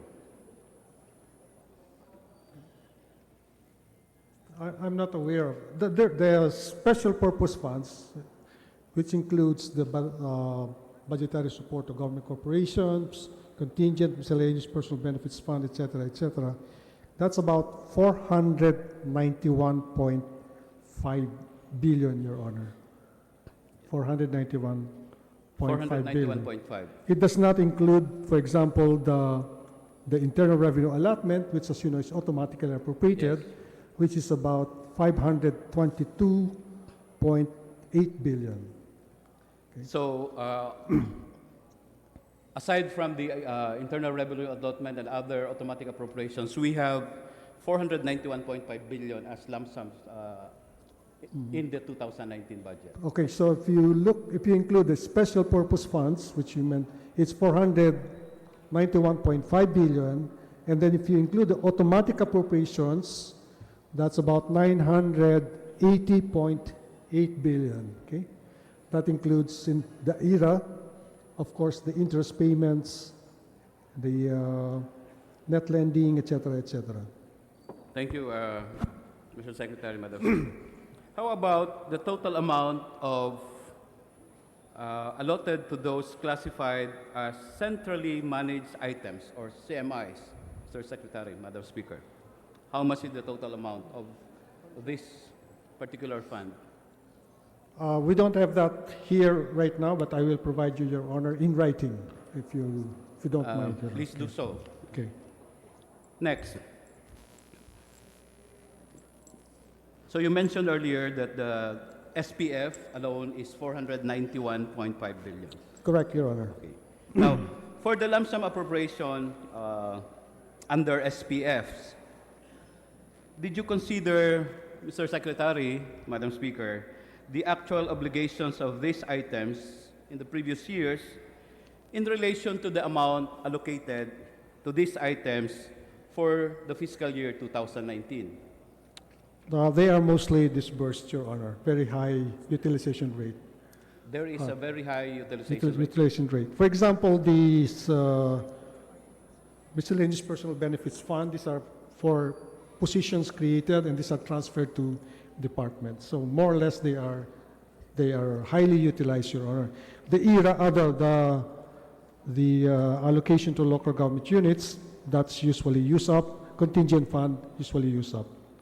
And the end dream sometimes, in fact, oftentimes we have to augment the end dream because of a series of typhoons, Your Honor. Thank you, Mr. Secretary. So, for example, the MPBF, do you have the exact percentage of utilization of the MPBF? It's right now it's 82.9% utilized, Your Honor, percent of releases over a program. And that's about 99 billion, Your Honor. Okay. So this is for 2018? Correct, Your Correct. Honor. And because it has a 82.9% utilization for 2019, how much is our MTBF? Did you... The total program for miscellaneous personal benefits fund is 99.5 billion, as I mentioned earlier. The balance to date is about 17 billion, Your Honor. 17 billion. For 2019, we propose much lower, 51.6 billion, Your Honor. 51.6 billion. How is that so? When you said that the utilization rate of MTBF is as high as 82% of the 99.5 billion, and for next year you will only allocate 51. We have already transferred, Your Honor, the amount to the respective departments like DepEd, Department of Health, because much of this is the salary adjustment, Your Honor. Okay, thank you, Mr. Secretary. My next question. You will remember, of course, that in 2013, the Supreme Court pointed out in its PDAF ruling that an item of appropriation must be an item characterized by singular correspondence, meaning an allocation of a specified singular amount for a specified singular purpose. So that is what the Supreme Court said. As the head of the DBM, the leading agency in the crafting of our national budget, how would you interpret this particular ruling of the Supreme Court in that PDAF case? As I said, this budget, 2017, 2018, 2019, are all compliant with the Supreme Court ruling, Your Honor. Which means you won't find any appropriations here that will violate the definitions as stated by the Supreme Court. Thank you, Mr. Secretary. So in relation to that definition ruling of the Supreme Court, would you enlighten us again, Mr. Secretary? What is your definition of lump sum appropriations, being the head of the DBM? Lump sum appropriations, Your Honor, are for purposes of addressing some contingency that we still don't know in the course of the fiscal year. Let's say we're talking of next year. We don't know exactly how many typhoons will hit us. So earthquakes, etc. So that's the nature of the contingency. Miscellaneous personal benefits is contingency for the number of positions to be created. Pension and gratuity fund, we get this from those who signify their intention to retire next year. Some of them don't, so some of them retire. So this is just an estimate, okay? And some of this allocation to local government units is by law. Like, for example, the special shares of LGUs in the proceeds of national taxes, that is defined by law. Okay. So are you saying, Mr. Secretary, Madam Speaker, that lump sums pre the PDAP ruling in 2013 are no longer existing in the present budget? That's correct, Your Honor. Thank you, Mr. Secretary. Section 66 of the general provision of the 218 JAA requires the issuance of a special budget for the release of lump sum appropriations. My question now, Mr. Secretary, is how do you define special budget, because it's required under that special proviso, and why there is a need for this special budget for the release of lump sum appropriations? This is, the special budget would show exactly how the amount being requested will be used, okay? So sometimes we even require feasibility study, detailed engineering, and so forth and so on. So we don't just release money without knowing exactly how it will be utilized. Yes, no? In fact, from the same provision of Section 66, the following can be found. The special budget shall include the complete details of the programs, activities, and projects covering the lump sum appropriations with the corresponding cost up to the lowest level, meaning province, city, municipal, as the case may be. So interpreting this particular provision, am I right, Mr. Secretary, to assume that projects with description like, quote, concreting of local road in Pangil, Laguna, which can be found in page 1643 in the details of the DPWH budget, is not a line item but a lump sum appropriation. Can you confirm that, Mr. Secretary? If it's a line item in the DPWH budget, then it's not a lump sum appropriation, Your Honor. Well, if it's a line item in the DPWH budget. But Can if you it's part of this lump sums that we're talking about, then we require them a specific description, not only description, but also detailed information about the cost, etc., etc. Thank you, Mr. Secretary. So can you confirm that whether or not this particular entry, concreting of local road in Pangil, Laguna, without, the details as to what particular area, whether or not this is a line item or this is a lump sum? I assume, Your Honor, that DPWH would have the details when they include that in their budget, Your Honor. That is why I'm asking Mr. Secretary, because it's now part of the budget, no? How is this being interpreted by your department when there is a particular amount with a description like concreting of local road in Laguna, without really specifying which part of Laguna, what particular, because that, as required in Section 66, it must contain all the details, etc., etc. Now, in relation to that, there's also an item. Usually, Your Honor, when they come to us, they would have the detailed information about a particular project. So we don't want to make this budget documents too lengthy, so we allow that. But those are line items, and they are supported by documents submitted by DPWH. Thank you, Mr. Secretary, because our understanding, when we say line item, it should be very specific. Yeah. I'll cite another item in page 938. Again, this can be found in the details of the DPWH program for 2018 GAA. It says, EDSA rehabilitation / improvement, including other major roads in Metro Manila. Can you consider that as a line item or a lump sum appropriation, Mr. Secretary? That's a line item if it's under DPWH, and we ask them to give us supporting documents, Your Honor. Okay. And are you saying that despite this caption or description that EDSA rehabilitation improvement, including other major roads in Metro Manila with an amount, that this item is being specified as submitted by If they are DPWH? not supported with documents, then that's lump sum. Okay? But So if can it's you check on supported, this, if this is a lump sum or this is a line item? it's a line item under DPWH as long as they support it with detailed information. Okay, thank you, Mr. Secretary. Honorable Senator, can you wrap up? Yes. Okay.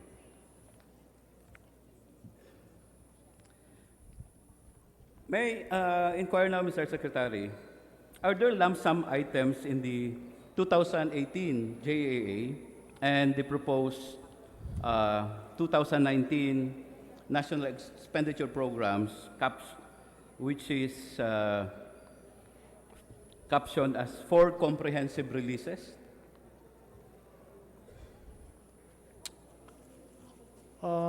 No, Your Honor, there are no such Are you things. sure of that? No That such there thing. are no items, That- lump sum items that are labeled as 4 comprehensive releases. For example, the 4-piece of the DSWD. That's for everything, Your Honor, that is not included in the special purpose funds.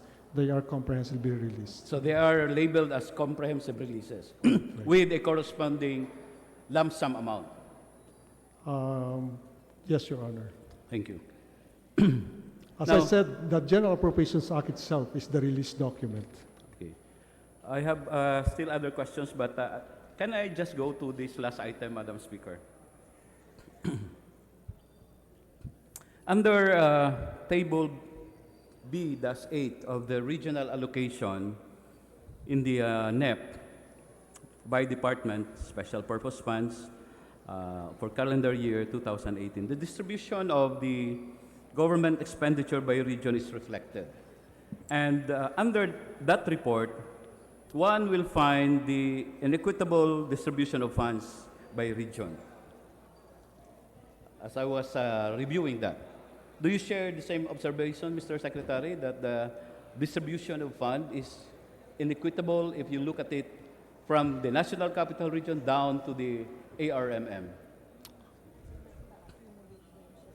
Well, you cannot just look at it in 1 year and say that this is inequitable, because you have to have a long view, Your Honor. Because if in the past that particular region has already received so much assistance, then it makes sense that maybe for this year it should have less. Okay? And also there are some, we have 75 major projects, Your Honor, that cut across regions. For example, the long haul, the South Long Haul, that's about 625 kilometers of rail tracks. So how do you distribute that, right? But at any rate, if you look at the summary of regional allocations from 2016 to 2018, and this administration is advocating, for example, to devolve, equalize the budget for almost 2 budgets now, as proposed by this administration. Ang nakikita pa rin natin na hindi totoo, na yung budget natin ay ang lahat na rehiyon at least equitably distributed. For example, for the 2018, kung titingnan ho natin yung budget natin, napakalaki, 57.5, nasa national offices, nasa central office, at nasa NCR. While Caraga, for example, only gets 1.7%, ARM 1.3%, and Region 4B 1.9%. So, taliwas ito doon sa sinasabi nating reforma na ang ating budget ay kailangang i-reforma rin natin that it will reflect na hindi lang nasa National Capital Region or nasa Kalakhang, Maynila ang pinaglalaanan ng budget dahil mas malala ang kahirapan natin sa rehiyon. Thank you for entertaining. I will have, if there's a second round, we will I'll just give you avail for a second. a table, Your Honor, where it shows regionalized budget, and there's also non-regionalized budget for various years, no? From 2007 rather to 2018, so you get a long-term perspective on the allocation of resources by region. Your Honor. I'll give you. Thank you, Mr. Secretary. Thank you, Honorable Zarate. Majority Floor Leader. Madam Speaker, I move that we recognize the Honorable B.H. Herrera D. Any objections? Hearing none, motion is approved. Honorable Herrera D is recognized. Please proceed. Thank you. Thank you, Madam Speaker. Good evening, Secretary. I just have very few clarificatory questions. The National Budget Circular number 573 titled Guidelines on the Release of Funds for Fiscal Year 2018 issued on January 3, 2018 serves as the implementing guidelines of RA number 10624 or our 2018 GAA, passed in Congress on December 12 and signed by the President in December 19. However, the provisions on modification and augmentation has confused department and agencies with the end result of, I feel that DBM controlling the use of savings worth hundreds of billions of pesos. It is that confusing, in fact, that it led to a point where Yusek Cabral of DPWH sought clarification on the modification of DBM, saying that if NBM number 573 is to be implemented, it is expected that 16% or more than 3,000 line items cannot be implemented.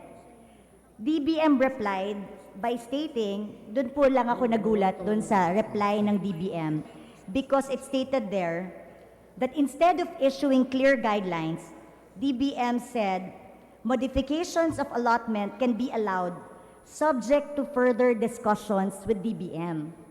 So I'd like to know, why is it subject to further discussions with DBM? Are there not clear set guidelines regarding augmentation? Kung bakit po dun sa sagot nyo sa DPWH, it says, modification of allotment can be allowed subject to further discussions with DBM. Well, augmentation, let me explain that. If you have savings, you are allowed to augment an existing item. Now, but if you have, for example, if you say completion of road in Barangay A and you want to do it in Barangay B, that is not allowed because Congress specifically appropriated that money for Barangay A. Okay, we cannot change what Congress has done. Okay, those are the rules. So sometimes it's just typo error, that's allowed, but serious transfers of appropriation from one town to another, that cannot be allowed, Your Honor. Yes, my question is, how come it says modification of allotment can be allowed subject to further discussion with DBM? Yun po yung question ko, why is it subject to further discussion? If it's no, then it's no. If it's allowed, then it's allowed. So yun lang naman po yung tinatanong ko, kasi tinatanong ng DPWH, paano pag typographical errors? Paano pag change in station limits? Paano pag change in location if LGU is not existing with the same barangay, same municipality or city? The answer of DBM is modifications of allotment can be allowed subject to further discussion with DBM. So that's why, Your Honor, I wrote Secretary Villar specifically making clear what's allowed, what's not allowed. Kaya lang may subject to kasi. Yun lang po yung tataka. Kasi if it's not allowed, then you can say it's not allowed. Sure. If it's allowed, these are the parameters that's allowed. Why do they have to discuss it further with DBM? Is there elbow room?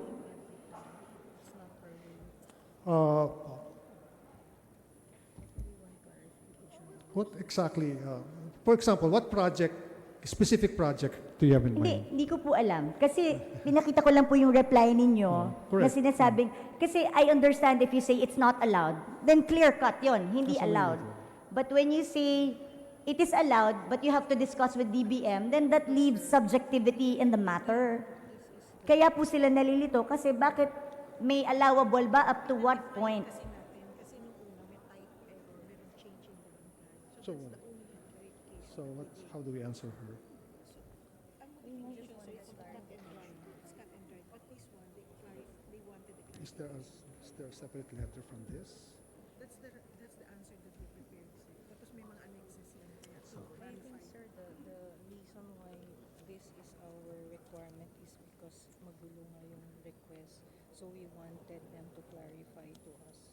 Pero the requirement of the is not a rule. It's not part of our rule that every time they request for modification, he this particular request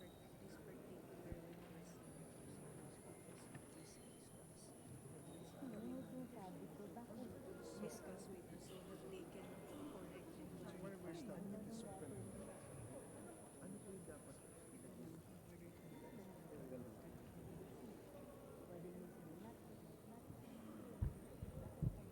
For most of the cases, Your Honor, it's clear. It's only for the particular case where they have to maybe clarify the issues that is unclear. So we'll try to change this to make it clear. Yes, I hope it can be clear because marami pong departments are really confused in this because pag sinabing subject to further clarifications, that Yes. leads to a lot of We'll do questions. So sana po maayos po natin to. Then I'm now to my next question. Recently, DBM posted in its website the updated list of SARO. So medyo makapal to 1,500 pages. So to my surprise, DBM released augmentation to DPWH, dun po sa nakita mo, amounting to more than 5 billion pesos. So yun na po yung na-release na augmentation sa DPWH. Yesterday, pinatawag po namin si Yusek Cabral sa committee. And sabi po niya, katulad nung sinasabi ni Majority Leader kanina, wala po siyang alam dun sa mga augmentation because bumababa na lang sa kanya yung SARO. Kaya yun po yung gusto ko pong linawin because I would like to ask, because more than 5 billion nakita kong releases. Like for example, nung December 5, 2.7 billion was released to the Office of the Secretary of DPWH and it says, release of funds to augment deficient appropriations for various projects. Ano pong ibig sabihin nun, Secretary? It is up to Secretary Villar to augment. As you know, under the DAP ruling, you cannot augment a non-existent item in the budget. So he has to look for the items that he needs more resources. So we release this without them requesting it from your office? Kasi ang sabi ni Secretary Cabral, hindi naman po nila alam yung bumababang SAROS sa kanila. Kaya gusto ko pong malaman para alam ko, nirelease niyo po yung SAROS sa kanila upon whose request?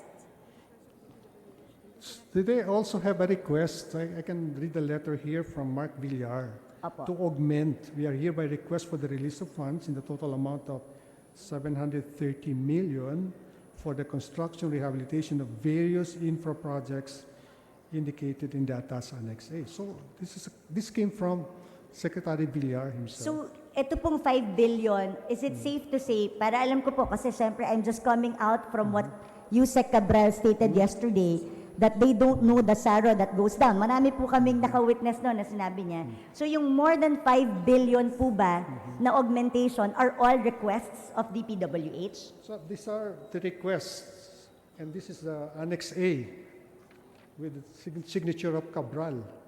Okay.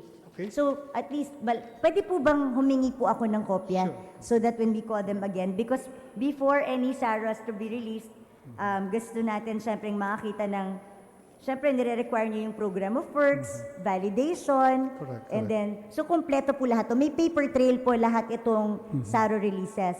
Yes, ma'am. I hope I can request po a copy of the paper trail of the SARO releases for the augmentation so that we can just show Yusek Cabral na alam naman po pala niya at sila naman po pala yung nag-request noon. May signature po siya. May signature po siya. So yun po yung magandang nasabi niyo po sa amin ngayon dahil iba po yung sagot po niya sa amin kahapon.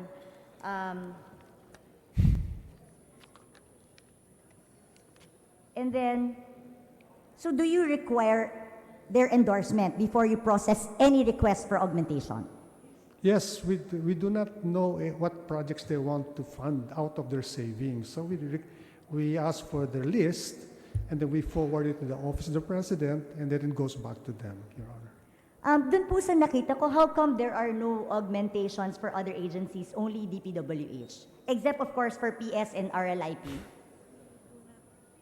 do not follow the same practices before na kung sino lang yung nagre-request, yun lang yung hindi ka makakapagpinipili.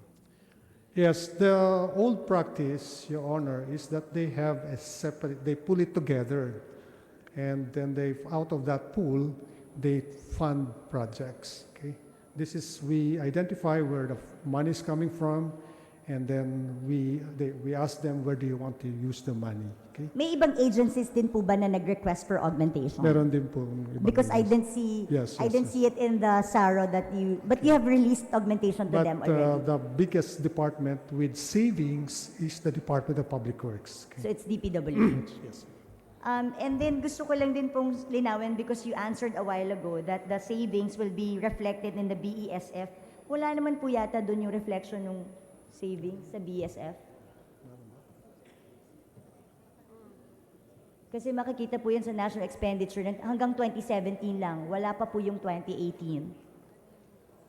Nasa NEP daw. NEP, not NEP for the BESF. 2017, right? Yung 2018, siguro magre-request na lang po ako Sige, sure. nung tungkol po dun sa detalye po ng savings natin for 2018. I just wanted to correct that it's not in the BESF. You cannot find it there. Yun lamang po, Madam Speaker. Marami pong salamat. I just look forward to the submission of the documents from the good secretary. Thank you. Madam Speaker, next to interpellate is the Honorable Macmending. I move that we recognize the gentleman, Madam Speaker. Madam Speaker, tumigil ka na sa cellphone mo.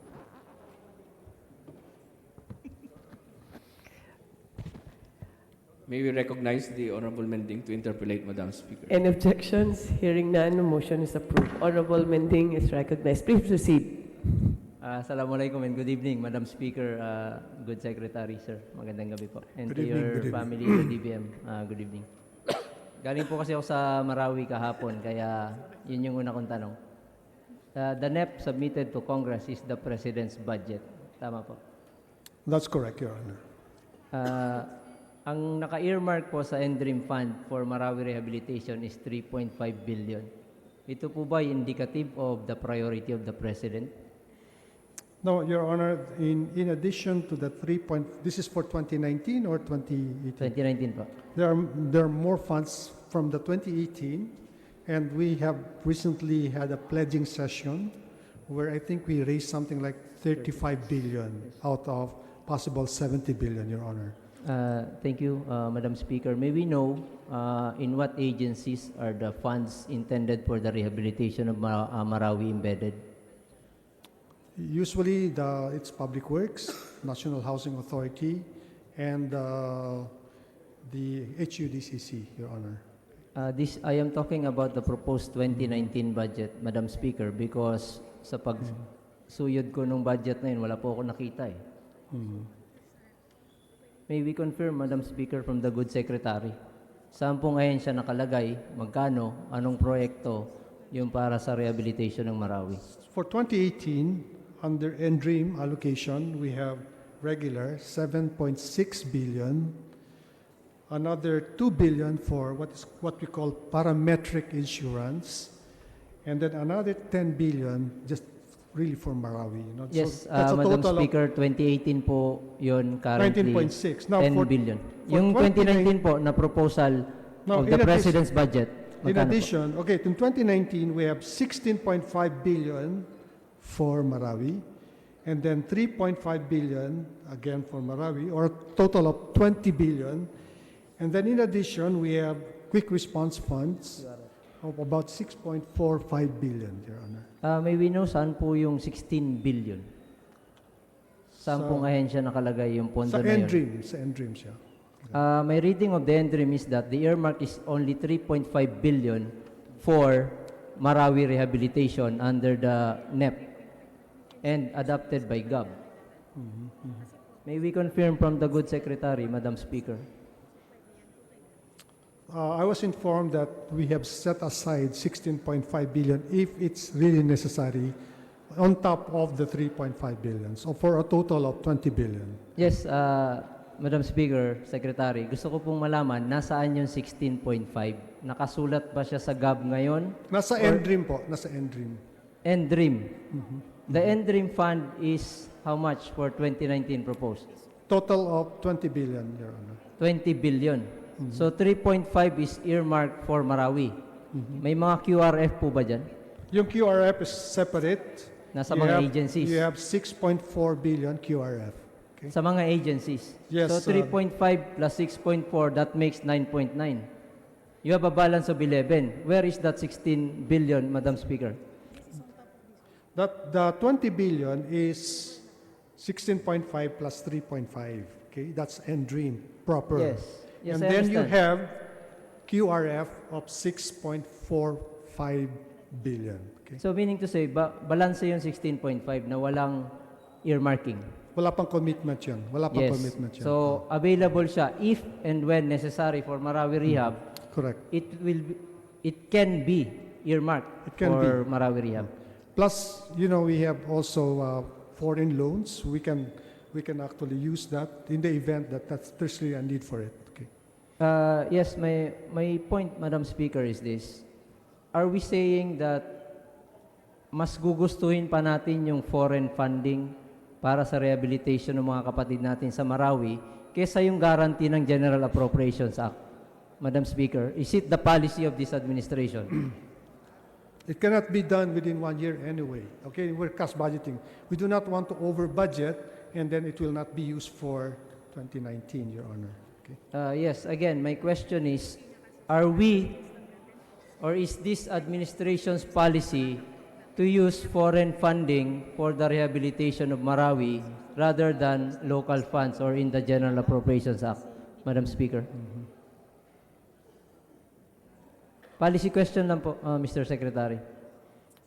For policy question, we are committed to raise money for Marawi, right? As I said, Yes. there will be 35 billion already pledged, and then the Secretary of Finance is committed to raise the money himself, the Marawi bond for Marawi. Okay. Thank you, Madam Speaker, Secretary. Would you be familiar with what happened in Yolanda as to the pledges? Were they fulfilled or not? Well, you cannot compare Yolanda with Marawi. President Duterte is not President Aquino, okay? All right. Would you be familiar with Yolanda, what happened with the pledges? Do you have data? I was not in government at that time, Your Honor. But you have no historical data in the DBM? You're not informed about it?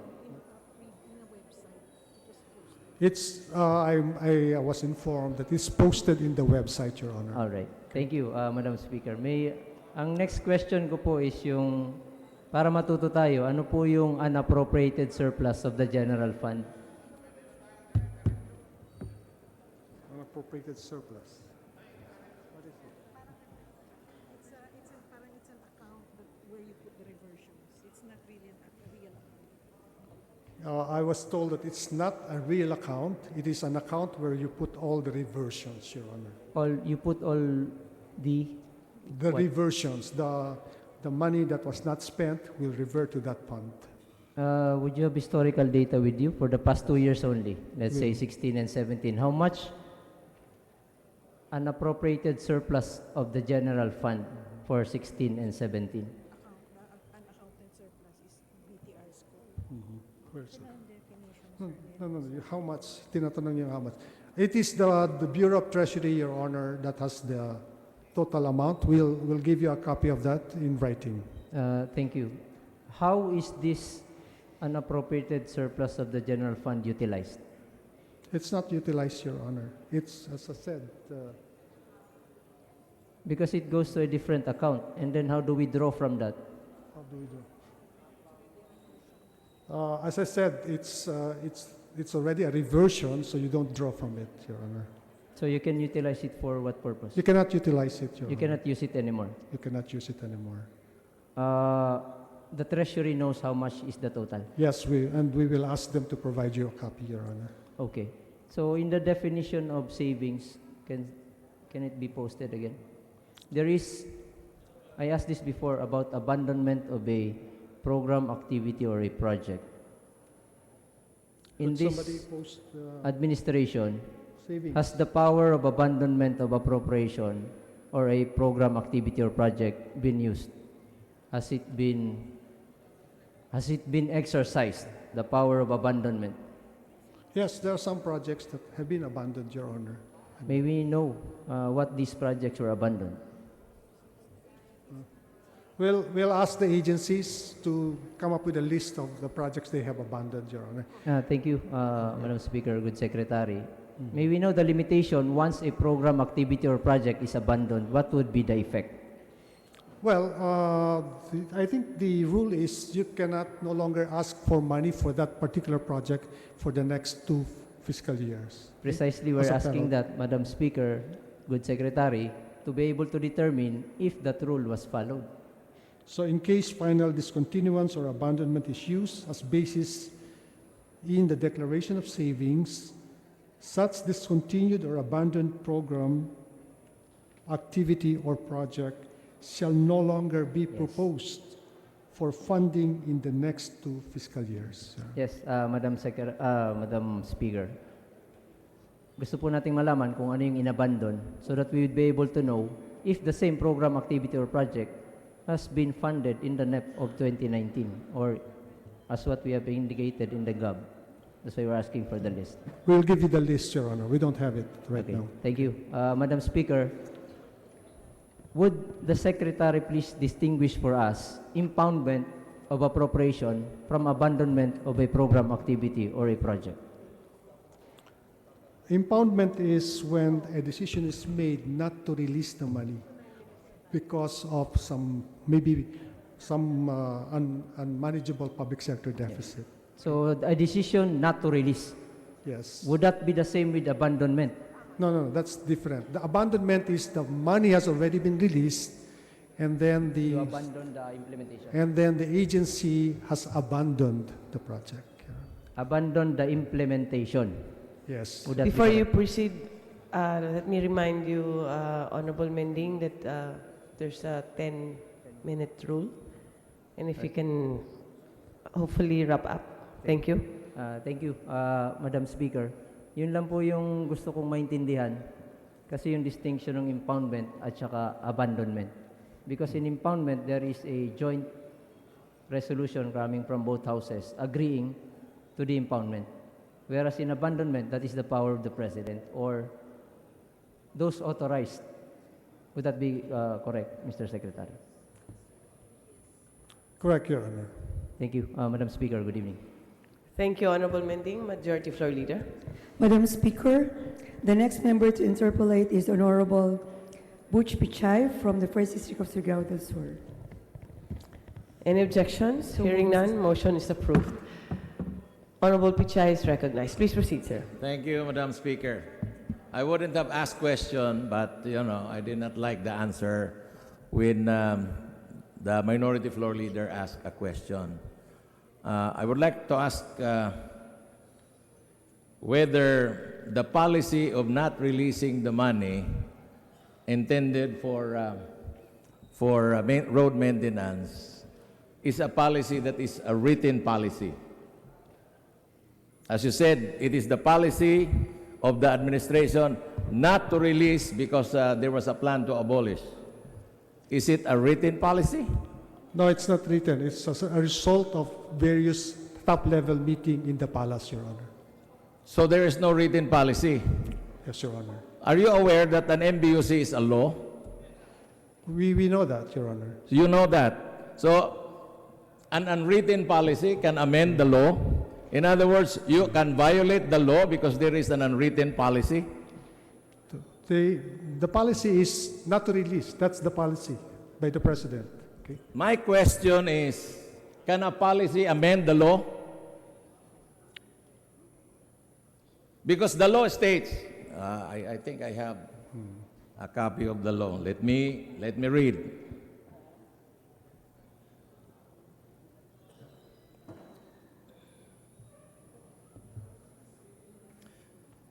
Section 7 of Republic Act 8794. I think the author of this bill is our minority floor leader. Section 7 states, disposition of monies collected.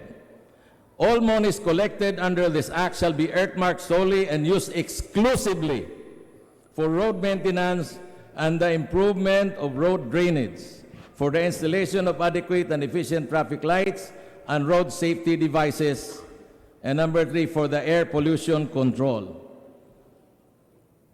Now, can a policy amend the law? Please answer with sincerity. Your Because Honor, if you do not give me the right answer, then all you have said here tonight will be deemed as not true.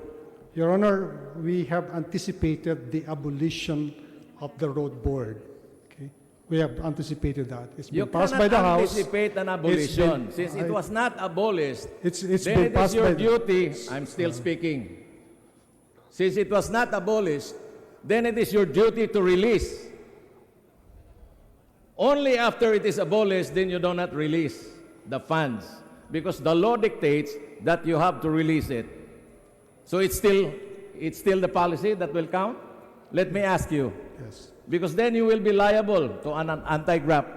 I've been instructed not to release, Your Honor. Who instructed? The group. The group? The MVU. So the group now can overrule a law. The group that is supposed to administer the fund, Your Honor. Can you name names so that we can invite them here in the House?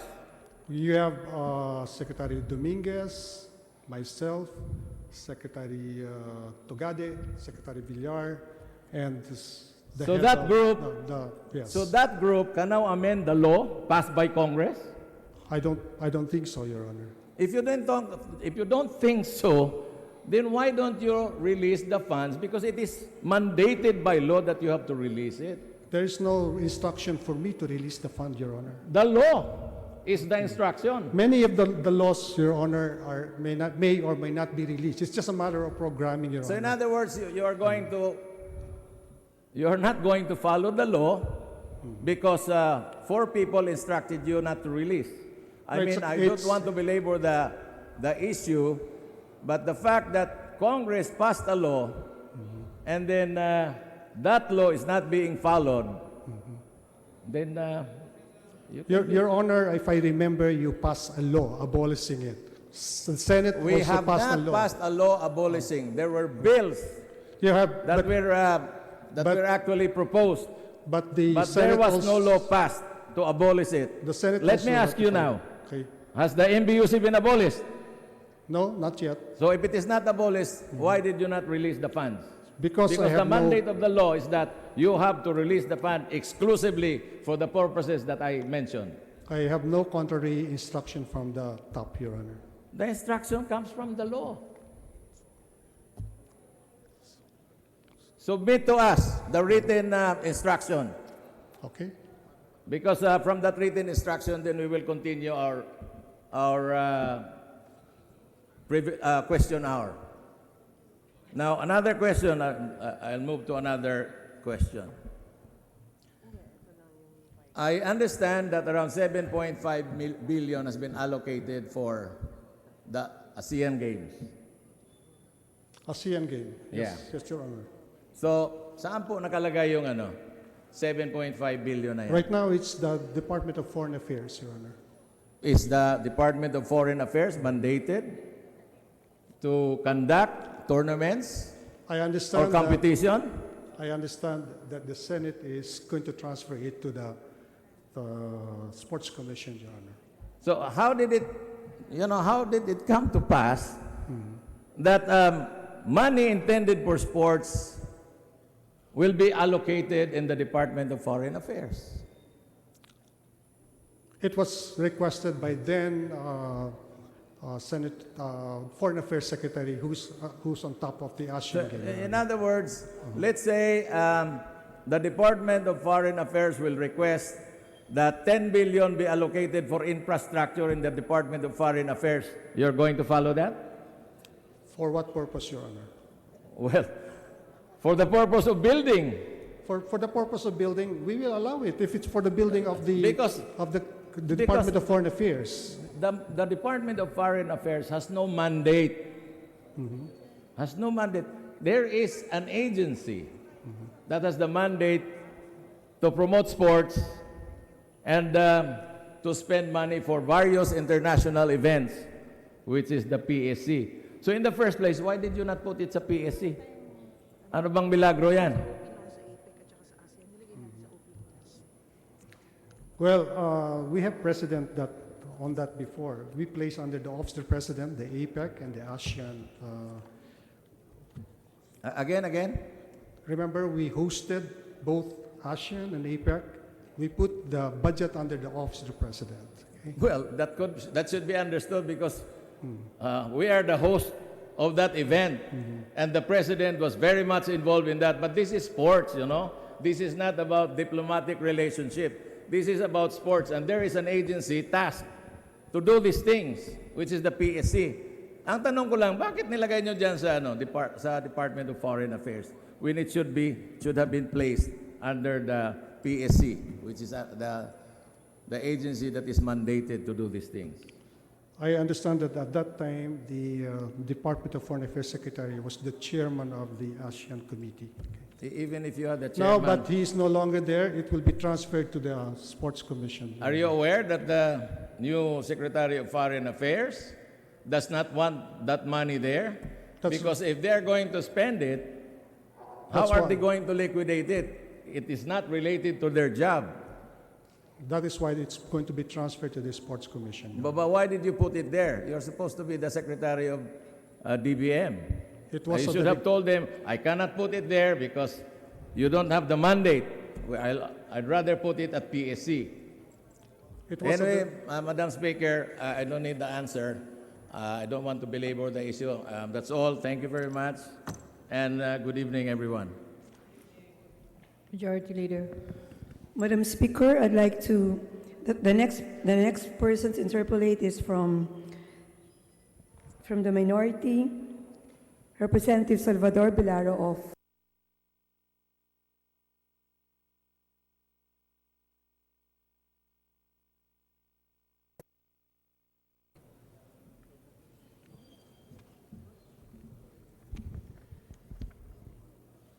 Madam Speaker, my dear colleagues, instead of interpellation, may I just make a manifestation? Go ahead. My dear colleagues, Madam Speaker, all along we have been taught that the power of Congress is to make the laws. And in constitutional law, that power to make the laws is fortified by the ability to finance such laws. Hence, it is called the power of the purse. Now, all these discussions in Congress showed us that indeed we have effectively abdicated. It's began by the exposé of the good majority leader on this single contractor handling billions of pesos of projects and misaligned perceptions as to the role of Congress in the budgetary process. The present state of affairs, ladies and gentlemen, my dear colleagues, is that there is confusion as to saan po nakalagay ang power of the purse. Well, to be fair to the good secretary, it is understandable because of recent developments in jurisprudence. For instance, in the case of Belgica versus Ochoa, the infamous pork barrel case, it has outlined rules that made the rule more confused. In the same manner, the rule on DAP, Arroyo versus Aquino, has further outlined rules that made us more confused. Hindi lang po ako bilang first-termer, kundi po ang milyong-milyong mga Pilipino ay nagugulahan po kung ano ba talaga ang proper role ng Kongreso sa usaping ito. And isa lang po ang kasagutan dyan. We have to uphold the rule of law. And ano po ang rule of law? Rule of law implies that we have to return to the basics.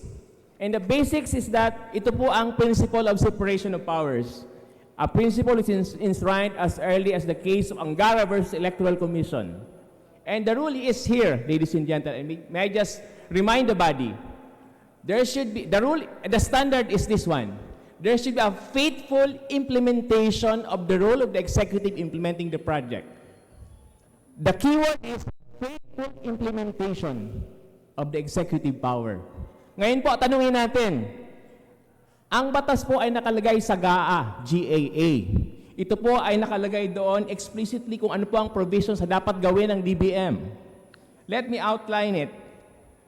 The rule on savings is laid out in Section 69. May mga requirements po ang savings bago ito ma-obtain.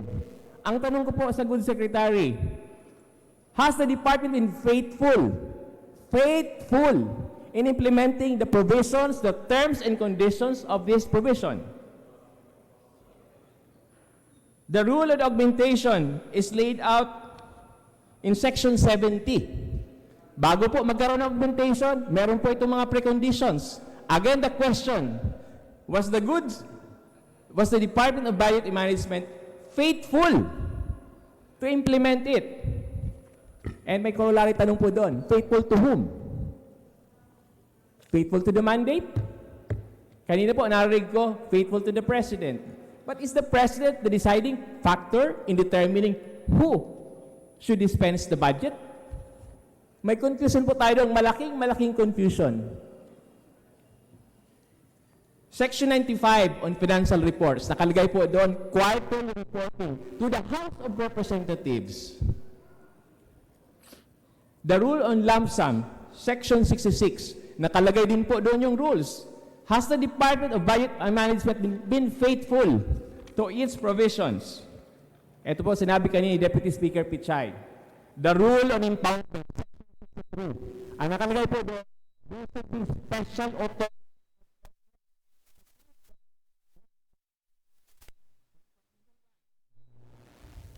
Ito pa hong isa, Section 64 in relation to Section 83, the prohibition against retention and deduction of funds, reversion of unexpected balances of appropriations. In short, hindi po gagalaw ang pondo kung walang mandato ang Kongreso. Ang tanong ko po, has there been a faithful... Hindi na po ako nagtanong kasi mukhang mahaba po ang mga sagot kung talagang may faithful compliance with the provisions of the GAA. Ito po siguro ay ipurso ko na lang sa Committee on Public Accounts. Pero ito pong mga nangyari ngayon, isa lang po ang nagpapatunay na ito po is just, kumbaga, the tip of the iceberg. We are just lucky right now, my dear colleagues, that we have a speaker who is a former president of the land, the highest executive of the country. And are also fortunate that we have a majority leader who is a former Department of Budget Secretary. And of course, our minority leader who initiated this question hour.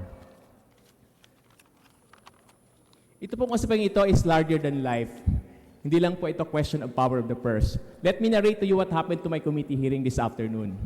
Ako po ay nag-attend sa Bicol Recovery Hearing at ang isa pong usapin doon ay kinakastiga yung Department of Social Work and Development kasi hindi po sila nag-report sa mga projects. This, ladies and gentlemen, is reflection of the state of affairs. Hindi po na tayo ginagalang ng departamento kasi ano po nila, wala sa atin ang affairs. Ito po ang realization na dapat natin gawin. Let's do it not only for our constituency but also for the country. Let us regain the power of the purse because it would make us better better lawmakers. Na pag sinabi po natin na tayo ay mag-appropriate ng pondo, ito po ay mangyayari. Because we indeed have the power. Maraming pong salamat. Thank you, Majority Leader. Madam Speaker, I'd like to call on to make his manifestation or interpellation Representative Danilo Suarez. So move, Mr. Speaker. Madam Speaker. Majority Leader. Madam Speaker, I'd like to call on for his interpellation Representative Rodriguez. Representative Rodriguez is recognized. Yes, Honorable Speaker, Secretary Diokno, thank you for being here. Good evening. I would like to go to the train of thought of the Honorable from Surigao, no? Honorable Pichay. In many of our meetings in Mindanao Affairs, it's about the road board and the release of the funds. And it was mentioned there a while ago that even if it's a law, and there was this law that abolishes it, no, not a law, but a bill, he forgot to mention that that bill has been rescinded already. And I want to present to you the official journal of the House of Representatives, dated September 12. Here it says, rescindment of the approval of the House Bill number 7436. That's the law that wishes to abolish the road board. And it says, with leave of the House, on motion of Majority Leader Rolando G. Andaye Jr., the body acting as a whole rescinded the approval of the House Bill number 7436, which was previously approved on third reading by the body and was then placed under the Bicameral Conference Committee to the effect that the House will no longer pursue its passage.